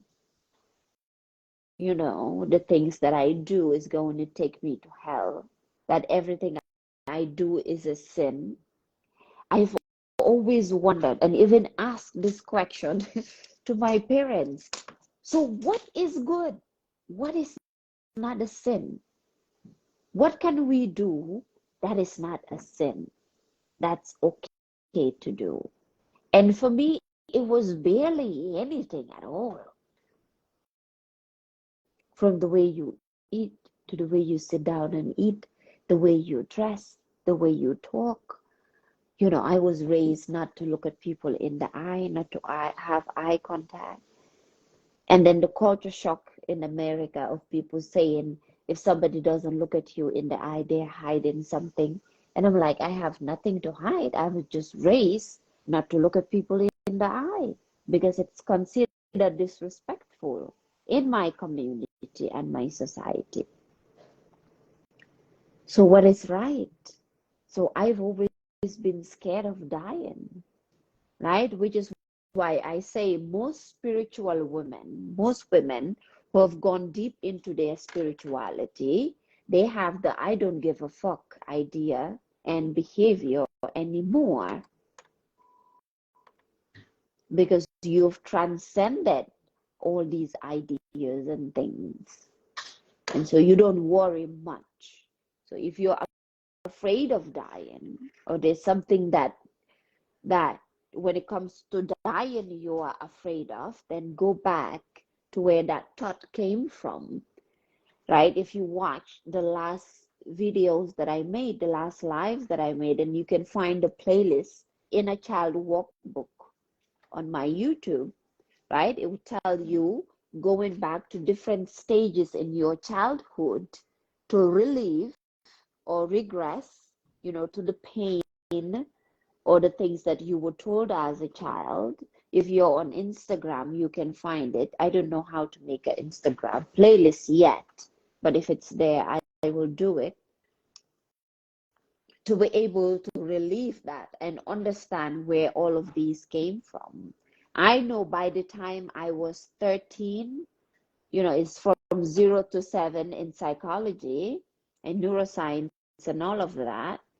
By the time I was 13, I already had these beliefs and these ideas about myself and about the world. So I was afraid of all of these things. Number 12, can I shape my own destiny, or is it predetermined? That's a very interesting question. Can I shape my own destiny, or is it predetermined, right? Because I always thought the things that were let me put this down. The things that were happening to me, I had absolutely no power in the things that were happening to me. That regardless of what I did, they are always going to happen to me. Nene talalma, mge start purtanga, ange nyaha. Haraba mo parefi, portalali. If you've been on my live or you've watched the videos that I have made, you know that I always talk about the teachings of Andrew Tate because I am in his school, content creation.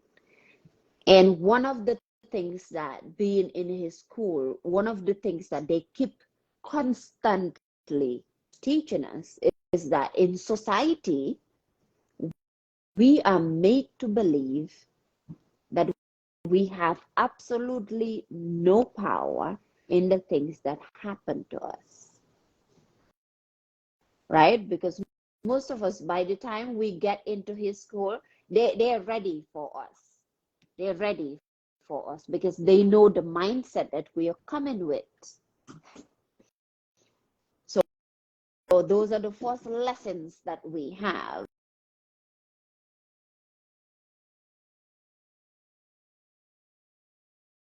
First lessons we have to understand that there's a reason why we want to be in his school, on his campus. And so there is no room for thinking that we have absolutely no power in terms of the things that are happening to us or happen to us, or how we want to shape our destiny.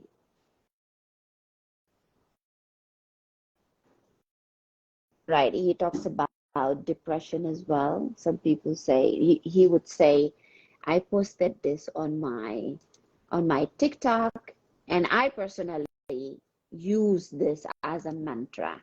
And when I shared it on my Twitter, in one response, there was a lady who really was fighting me, thinking that I have never been depressed at all. And I said, the first time I like to call him Cobra Tate because we get blocked on social media. The first time I heard him talk about that, I was horribly depressed, like intensely depressed. And so hearing him say this mantra, I began to repeat it to myself. Was it empowering? Very empowering. And it says depression is not real. Feeling depressed is real, but depression in the clinical sense is not real. I refuse to believe in depression. I refuse to believe in anything that takes away my power, right? So that's a lesson, that I refuse to believe in anything that takes away my power is a lesson that they constantly hammer in our brain in his campus. And even on Instagram, I posted an AI generated picture quote that we made, which is, you cannot put unlimited energy into the universe and not be rewarded. It's impossible. Now, what does that explain, right? When we go back to the question, can I shape my own destiny, or is it predetermined? Some people can say it's predetermined. Some people can say it is shaped. If you're around people who have gone to great lengths to shape their destiny the best way they know how, you would have a different mindset of how to see your destiny, how to see your life, how to look at the world, right? So if you believe that you are God and you see yourself as God, as a God, as an aspect of God, so you get to see that you have the power to shape your destiny, to shape your life, right? You can come to a state of awareness where you can see that whatever you say comes to reality. That if you really, really, really want something, it will happen. And if you really, really, really don't want something, it will happen.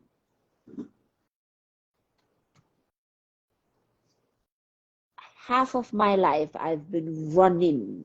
Before I understand all these universal laws, I've been running away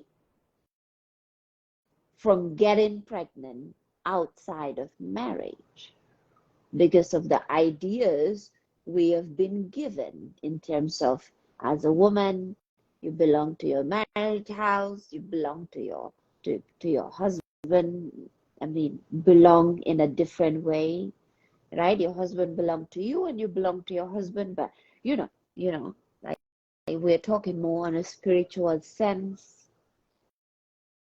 right? So I've been running away from that.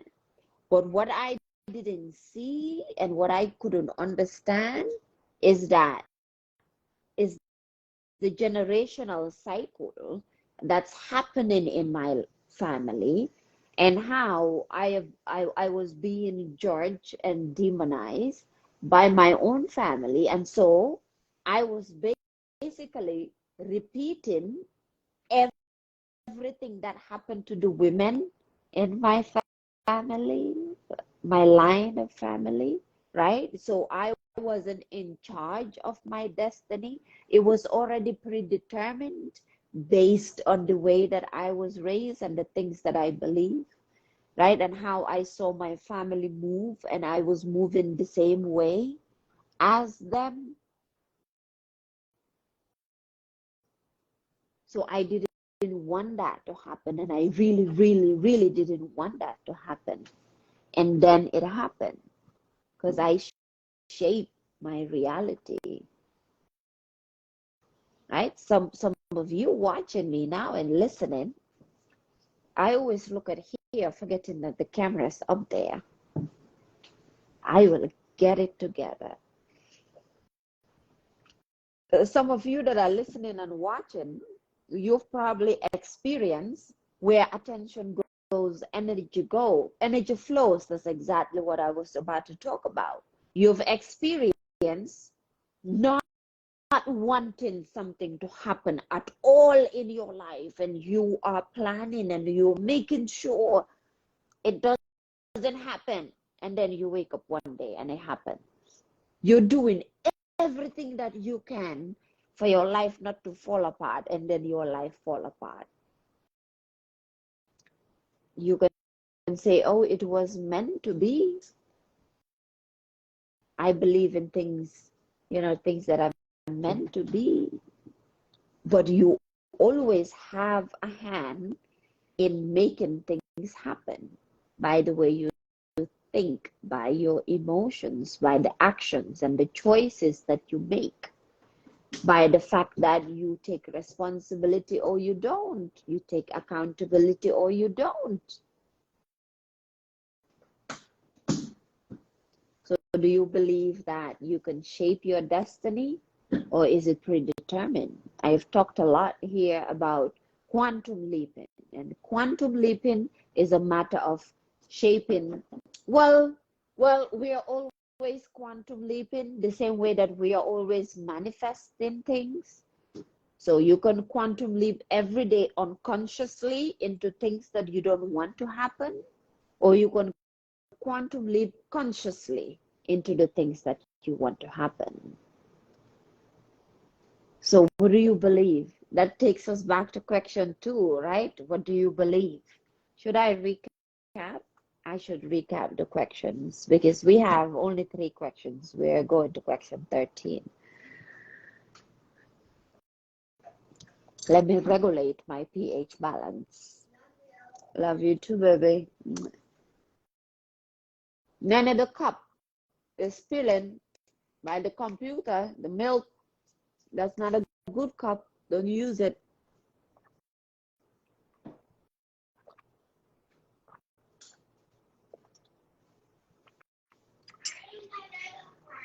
So the questions, right? The topic for today is 15 spiritual questions to ask yourself.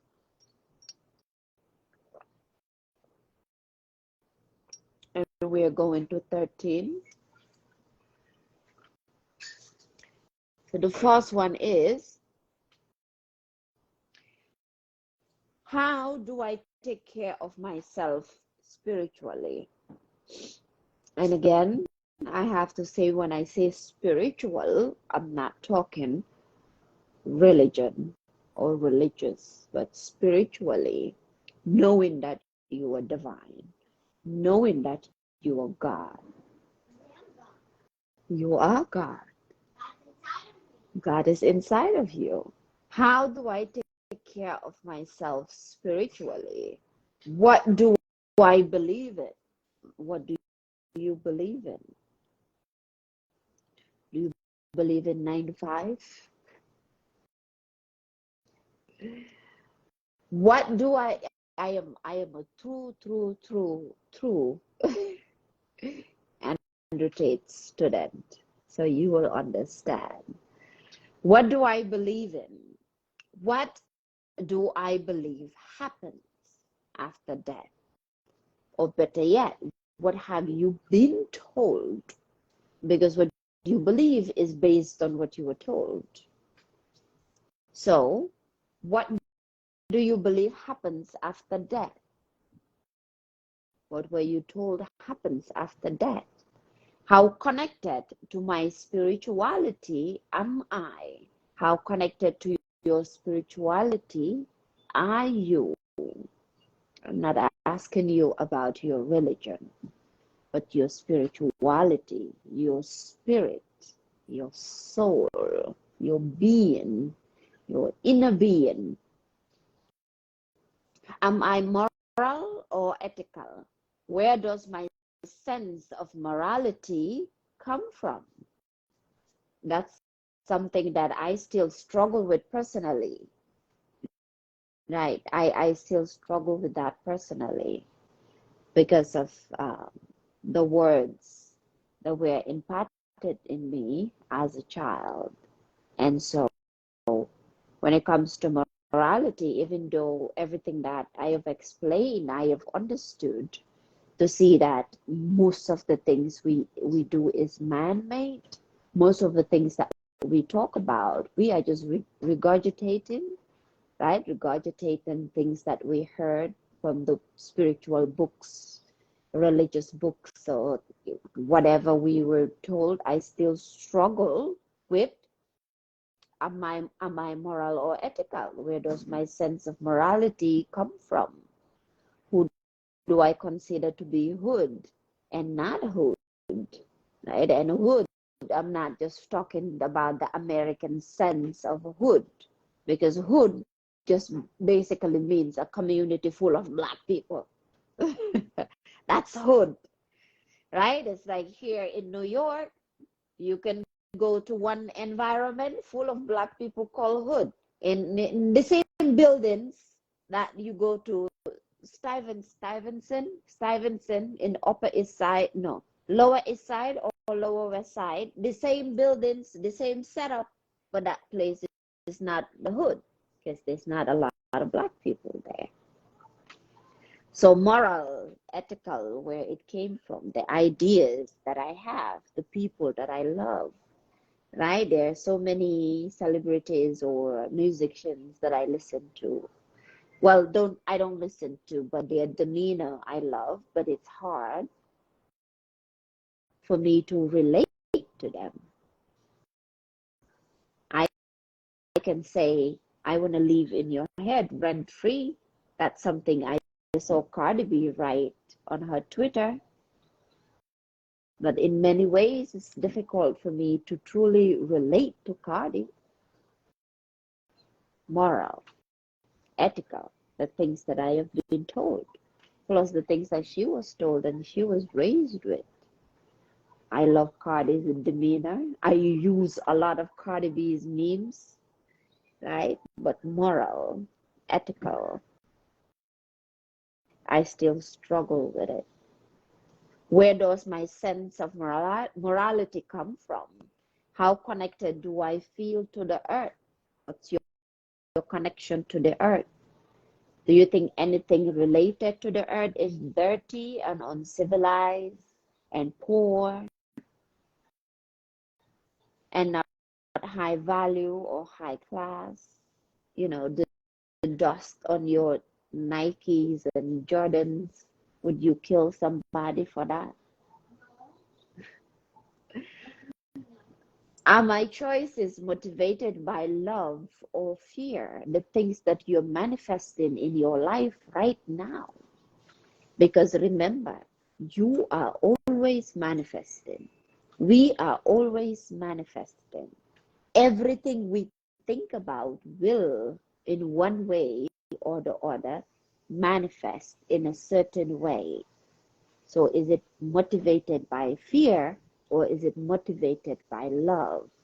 You might have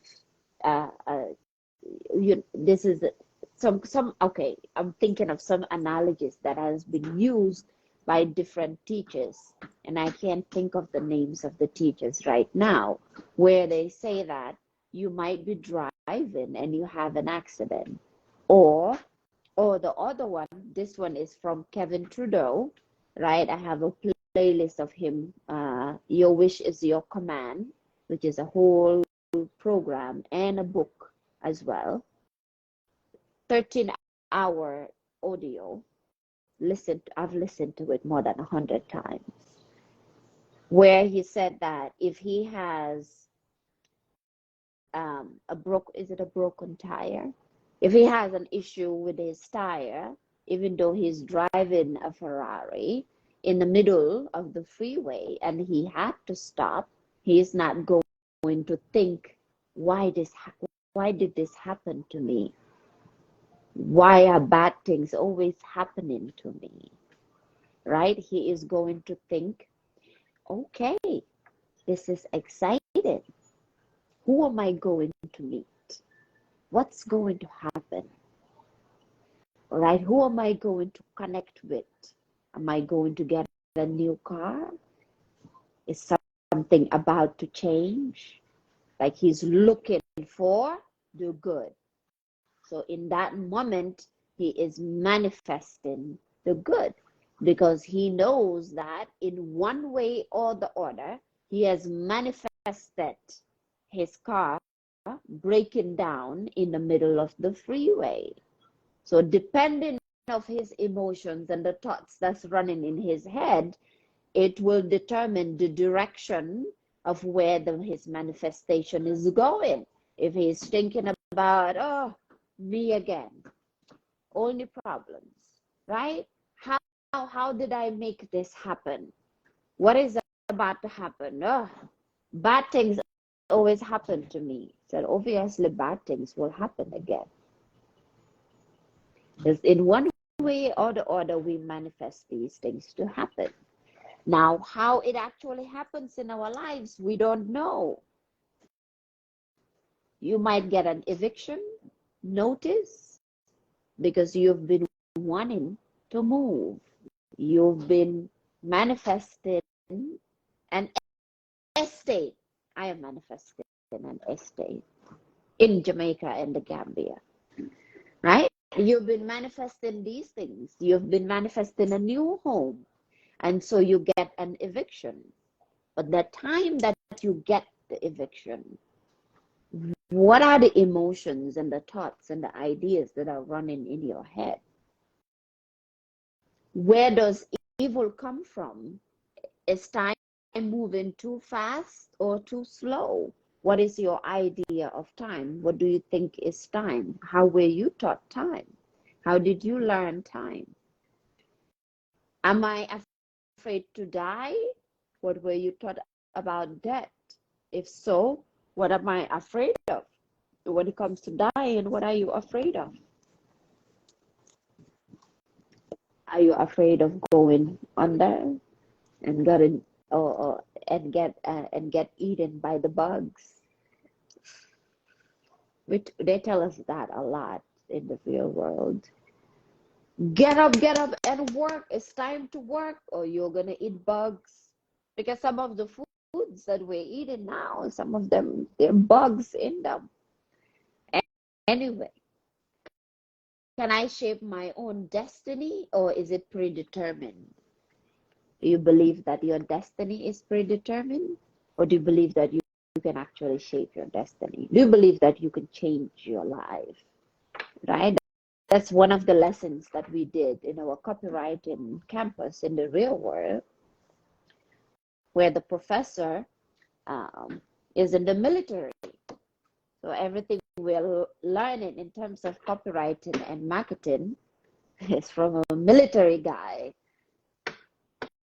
So when I speak about these things, with such intensity, you got to understand where I'm learning, the mentality that I'm adopting, and the type of people that I am around, And they would always say that you cannot believe that you have no power and still want to be successful. You cannot believe things about rich people or about people in general and still want to move on in life, because that is an aspect of your destiny. You shaping your destiny or believing that it is predetermined, right? All these are topics on their own. Do I believe in past lives and reincarnations? Do you believe in past lives and reincarnations? I believe we all experience reincarnations. I believe that we all have past lives, right? Because the person that we were, we might not be the same person today. The person that we were maybe 2 days ago, 3 days ago, 4 days ago is not the same person today. I know that the person that I was yesterday, even though I did this live yesterday, is completely different from this person that's sitting here in front of you today. Very different. I have quantum leaped into a different person. So who you saw yesterday or who you listened to yesterday was a different aspect of myself. A part of me, Nene, stop. Leave everything before all the cameras fall. Go. No, my love. Jëlal beneen charger soo bëggee charge sa phone bi. Or nga xaar ba I don't know. Nga xaar ba mu pare. Just don't touch anything here.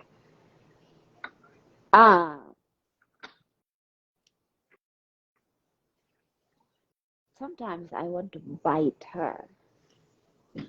My daughter. Right. The person that I was yesterday was someone that would always stay away from sharing contemplative questions like this, because I've been always told that I am crazy for doing that. But then there was an awakening for me yesterday. The people that joined on TikTok and Instagram specifically, who loved the things that I was saying. And for me, it was like, oh my God, I didn't think people wanted to hear this. So I am a different person here talking to you today, right? I believe yesterday was a past life that I can just remember and say, wow, these are things that I didn't want to talk about. Reincarnation, resurrection, right? I was raised to believe that born again is just, the church thing. Until I experience that, being born, being reborn from my soul, going through my healing journey. No baptism. I was never baptized. I mean, naming ceremony in my culture is like baptism, I think. So do you believe in reincarnation, past lives, right? I had there's a video that I edited. Well, yeah, on TikTok we can't share those videos because we get banned. But I think I have it on my Instagram, Oracle's Place. That's my other Instagram, where Cobra Tate was talking about lucid dreaming and reincarnation. Right? Lucid dreaming and reincarnation. A lot of people don't see him as spiritual until you are on his campus, and then everything is spiritual. So what do you believe? Number 14, how did the universe begin? Do you believe in the Big Bang? By the way, what is the Big Bang? Do you believe in the Big Bang? Do you believe in the scientific definition of the world, of the universe, right? I don't know how the universe, death and birth, happens daily, every second, right? And I'm not even talking about death and birth of men and women, human beings. We die to ourselves and are reborn, birth again every minute. I have mentioned here how of self, yes, exactly, of self, right? I have mentioned here how when you even your house where you live right now, there are different energies in your house, in everybody's house, right? Who you are in your living room is different from who you are in the kitchen. The energy of the kitchen is different. The kitchen is different from the bathroom, from the restroom. Who you are in the restroom is different from who you are in the living room or in the kitchen. Same goes for your bedroom or whichever bedroom you go into, right? So there are different aspects of us every single day. So there's death and rebirth, like Afrocentric said, death and rebirth happens daily of self. When you are on a spiritual journey or on a healing journey, what do they say? You need to die to yourself.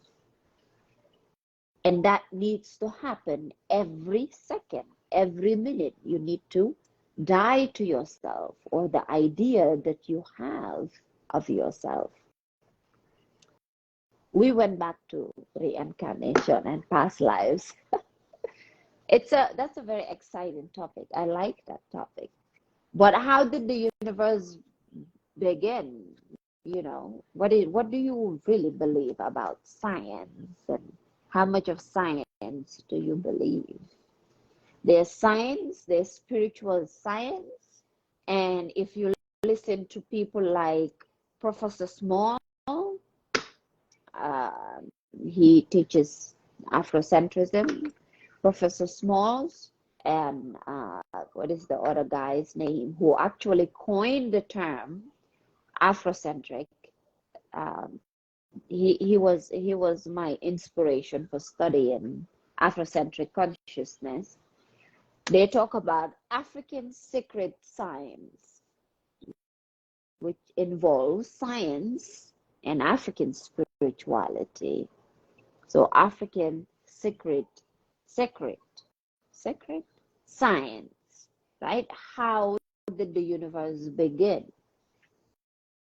And the last one is funny. It says, where was I before I was born? Where were you before you were born? Do you know where you were before you were born? My daughter said, Tommy,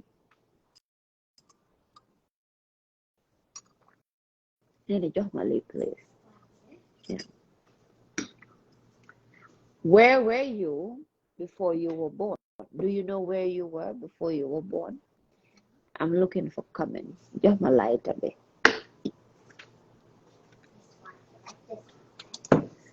Do you know where you were before you were born? Right? And that triggered the idea in my head. Well, not the idea, the phrase, when you heal your ancestors. And also the idea that everything is connected, right? You were already here before you were born. We were already here before we were born. From the very first, I don't know, person or whoever in our lineage that was born, whatever years ago, or whenever the universe began, or wherever we came from the moment they were here, we were here, which is why when you manifest and you do quantum leaping, right, they always say that what you desire is already here. What you want is already here.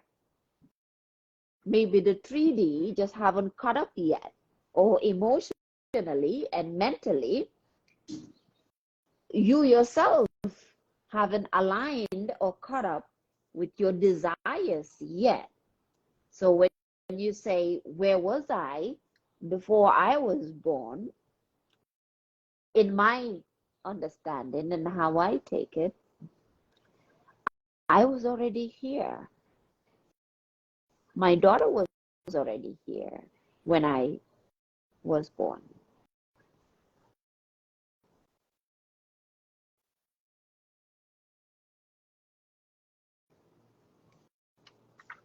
Is it a fate that we can change? We could have changed, maybe. You know? Oh, is it? Where were you before you were born? Do you know? I don't know.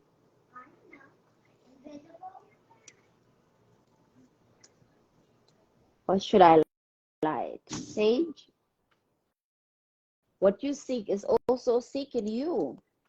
Exactly. I have been listening to a lot of quantum leaping because I am on that, to quantum leap to my higher self, to a different version of me, right? It happened yesterday, right? Which is the person that can talk about these things. And that would be going deeper into my spirituality. I'm not afraid of going deeper into my spirituality because I love everything spiritual. And I only listen to deeply, deeply, deeply spiritual people. But the idea of sharing, these contemplative questions, I have always stayed away. So now is a matter of quantum leaping to a different version of myself. What you seek is also seeking you. Yeah. Now I can sit here, talk about these things, and, put my cards out, even though I have had oracle cards for years. Right now I have about 7 decks or 8, but I want to move, so I'm not buying any more decks. But when I do move, right, on my Amazon cart, by the way, I'm an Amazon associate too. So you, before you shop on Amazon, go to my link, use my link, right? I have different decks of cards that I put together from Hoodoo, decks, Haitian, and all of that I would eventually use, right? So quantum leaping, even talking about it helps me as well. Where was I before I was born? Where were you before you were born? There's a saying, we've always been here. That doesn't mean our physical body has been here, in my understanding, but we have always been here spiritually through our ancestors and through our parents, right? Which also helps us understand that when we heal our ancestors, because then we are able to tap into whatever happened to them in the past. Sage or Rosemary? I'll take whatever I get the first answer from. Afrocentric. Maisha. I just say the names that I know. Sage. Okay. Sage. Let's do sage, right? Clearing. Of course. Clear the energy. Also clear things that we don't want, or the things that we're letting go of. But also in that light is picking out a card. I'm not a tarot reader, by the way. I'm not a card reader. Sometimes I get these messages and people would ask me, oh, do you read? Can you read for me? Or can you do spiritual work? I don't. I just tell you the things that help me, and if you follow them, they will help you. Right? So I usually would just pick one card, and some of the cards I am still learning to understand. So I would just pick one card, and whatever message it gives us, whatever blessing, whatever download that comes through is what we need to hear right now, not for the week, right now. Hi. Wagwan.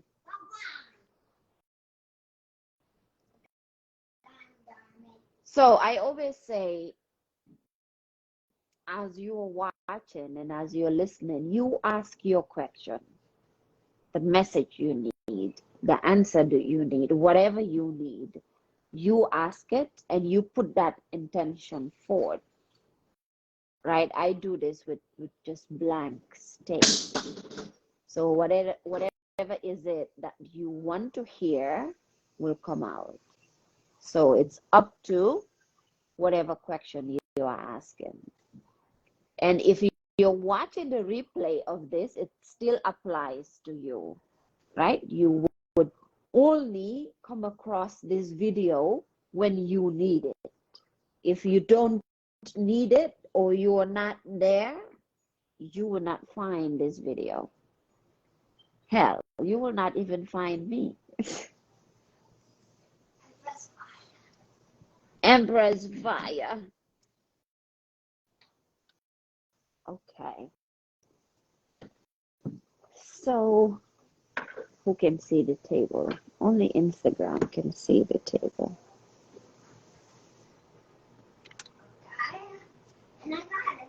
So I have here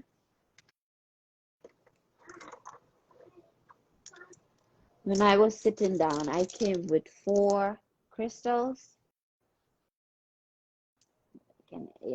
4 crystals, right? One of them is pirate. So I'm gonna just place it, and then you have rose quartz. This is the magnet. I'm probably just going to hold this for some reason. And this is the moon. It's not moonshine. It's not moonshine, but that's where I am blocking at, right? So it's the white and black one. It's it's moon something.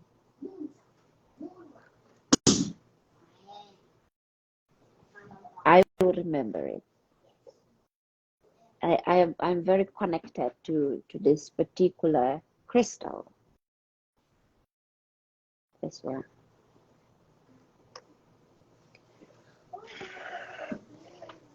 So, are you ready? Did you ask your question? Place your intention.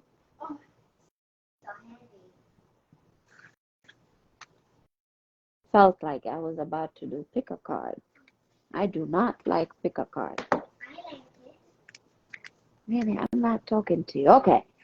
So one card or two card, whatever card comes out, that's the message we need, and that will close out the video. So let's go.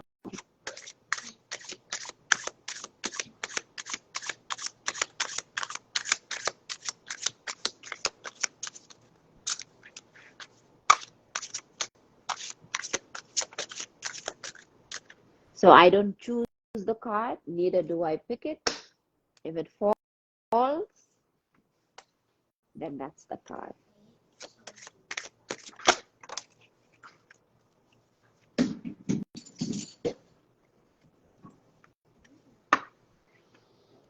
So I'm using Tarot. The one that came out is Wheel of Fortune. Wheel of Fortune.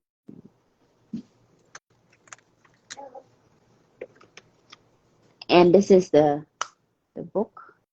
So I'm just going to read it, right? Read what it says. So the Wheel of Fortune. I'm a little bit scared, but I also feel like it's going to be something delicious. So page 46, what is the Wheel of Fortune? The Wheel of Fortune. In this symbol, I have again followed the reconstruction of Levi, who has furnished several variants. It is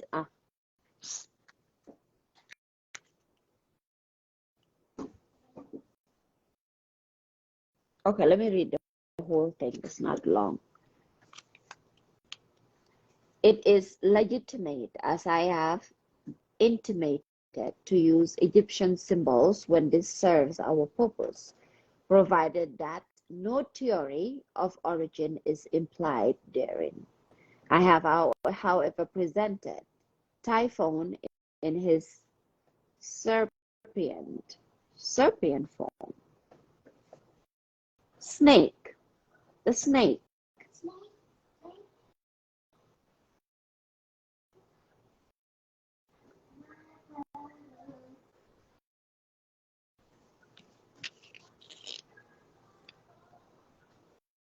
The Sphinx. Behind the general notion expressed in the symbol, there lies the denial of chance and the fatality which is implied therein. It may be added that from the days, there's something that popped up in terms of the Sphinx and the serpent.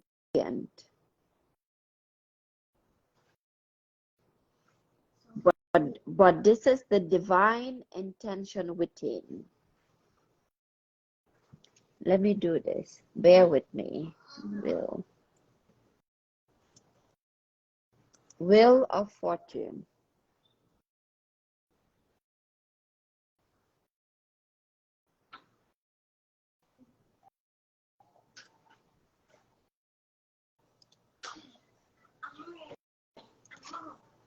Sorry. have specific places that I go. Wheel of Fortune. The Wheel of Fortune shows a giant wheel with 3 figures on the outer edges.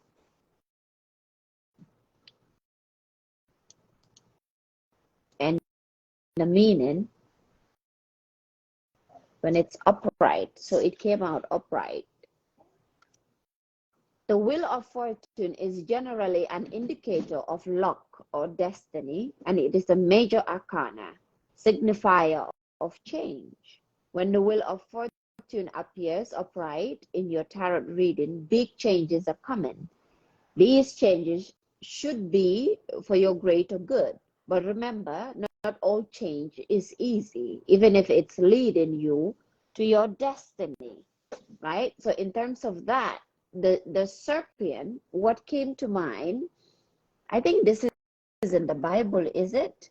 Be gentle as a dove and deadly as a serpent.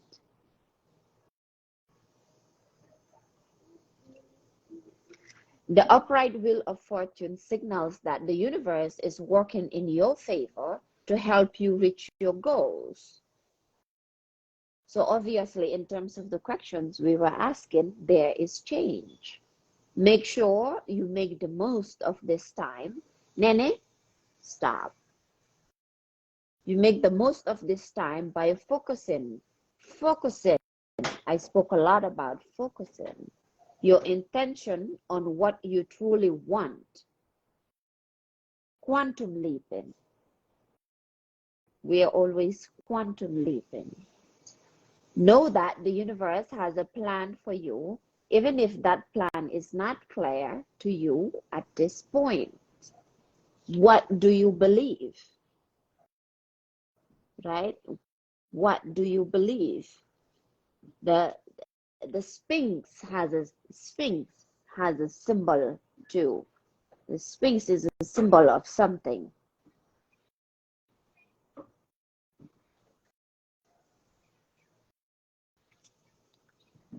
The Wheel of Fortune also represents the ever-changing cycles, the cycles of life we go through in life, right? We just talked about, Afrocentric said, death and birth happens daily of self. The Wheel of Fortune also represents the ever-changing cycles we go through in life. We must learn to accept this process as part of living. As I mentioned, dying to myself yesterday, even if it's uncomfortable at times. This card is also a karma card. So remember to be nice to people on your way up. You may be meeting them again on your way back down. I told that to somebody who I know that is trying to lose weight, and I said, I'm not going to sell or talk about anything that I haven't used that doesn't work for me, because I have enough karma to repay. Now, when it comes to love and relationships, if you are in a relationship, Wheel of Fortune in an upright position normally indicates a positive change, so you could be taking the next step in your relationship. So I don't read upright or not. Tarot readers do that, right? In a career context, let's see if this relates to you. So the Wheel of Fortune is good overall. The universe is conspiring to help you reach your dreams. So now is the moment to go for whatever you've been hoping for in your career. But generally, if you really look at it, the universe is always conspiring to give us what we want. It's just a matter of, like it said, be clear about what you want, right? When we first read the card, the universe is working in your favor to help you reach your goals. Make sure you make the most out of this time by focusing your intention on what you truly want. The universe is always doing this, but it's up to us to be completely clear that this is what we want. Like, what do you want in your life? Going back to question 2, what do you believe? So for me, basically, that's the overall idea that the Wheel of Fortune is giving me. What do you believe? What do you want? Are you manifesting from love or fear? Are you manifesting through what you've been told or through your own inner knowing? Financially, Wheel of Fortune also indicates change. If you have been consistently comfortable money-wise, it cautions you to be prepared for the unexpected and make sure you put something by for a time when you may need it. That's general life knowledge, right? So the cards always just remind us, generally, you may experience some health issues that force you to make a necessary adjustment in your life. We spoke a lot about this yesterday, health wise. Everything I talk about is in terms of health wise. Fate is smiling on you with the Wheel of Fortune in an upright position. In a spiritual context, you should use this time to develop and grow. I feel like this is just confirming everything we talked about. The universe is guiding you. And then I need a napkin.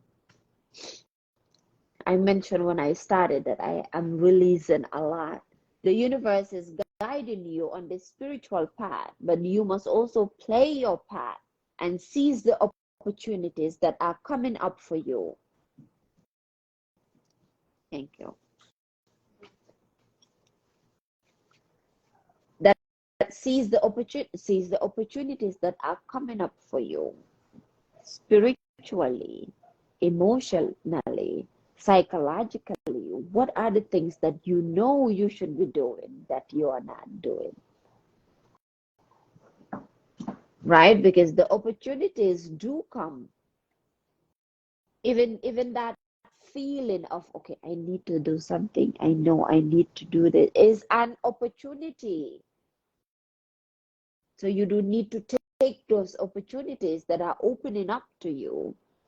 I didn't know that. I always felt like opportunity was somebody else giving me something to do, or telling me something to do, or giving me an opportunity, instead of knowing that small voice that is within me that is telling me, right, or the ideas that I have or the dreams that I have are all an aspect of an opportunity that I've come on that I need to take and just run with it, right? Even our conversation today, every day, is an opportunity of whatever it is that you're walking towards.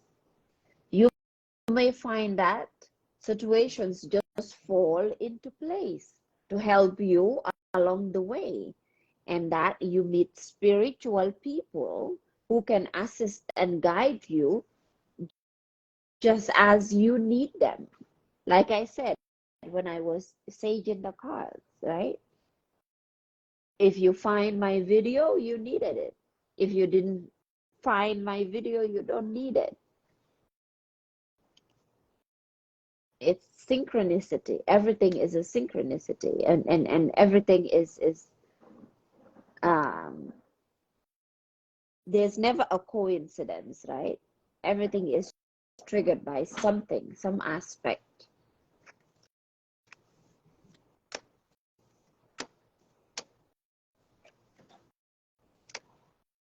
Right. I mean, it's talking about reverse, but I think the reverse is the same as the upright, because the negative aspects is understanding the positive aspects. The positive aspects is understanding the negative aspects. Are you around toxic people? If you are around toxic people, it's because you are toxic. If you say, yeah, my friend is so toxic, and this person did this to me, and this person is like that, it's because you are like that. If you are not like that, they wouldn't be like that. Right? My partner is so terrible, they don't love me, blah, blah, blah. There's an energy within yourself that's not lovable. There's an aspect of you that you don't love. Right? Reverse in terms of money and career. You have an issue with money, we talked about it. You might have money trauma. You might not have a healthy relationship with money, which means you don't have a healthy relationship with anything, especially yourself. I'm talking to you, but I'm talking to me because I have that issue. All right, ladies and gentlemen, it ends today. This is the ending of today's conversation. Just playing with my cowrie shells. I love cowrie shells. It's a deep aspect of spirituality and African spirituality. And I used to love watching the women, do cowrie shells. But as I mentioned, the ways I was never given the opportunity to learn them. But everywhere I go, I always have some kind of cowrie shells, earrings, jewelry, keychain at home. How does it call? Ankle bracelet is always cowrie shells. So I leave you in peace, and I'll see you back here again tomorrow. Eventually, when I get everything down, I might reduce the days to maybe 3 to 4 days a week. We will see how we can do it, but we will get there. You are the change that you were looking for, right? I am you and you are me. Have a great day, Afrocentric. I am you and you are me. You listening to me is not listening to me. You are basically listening to yourself, to your inner voice, right? That's how you manifested me. And that's basically how I manifested you too. Bye-bye, TikTok. I'll see you tomorrow. Bye-bye, Instagram. See you tomorrow.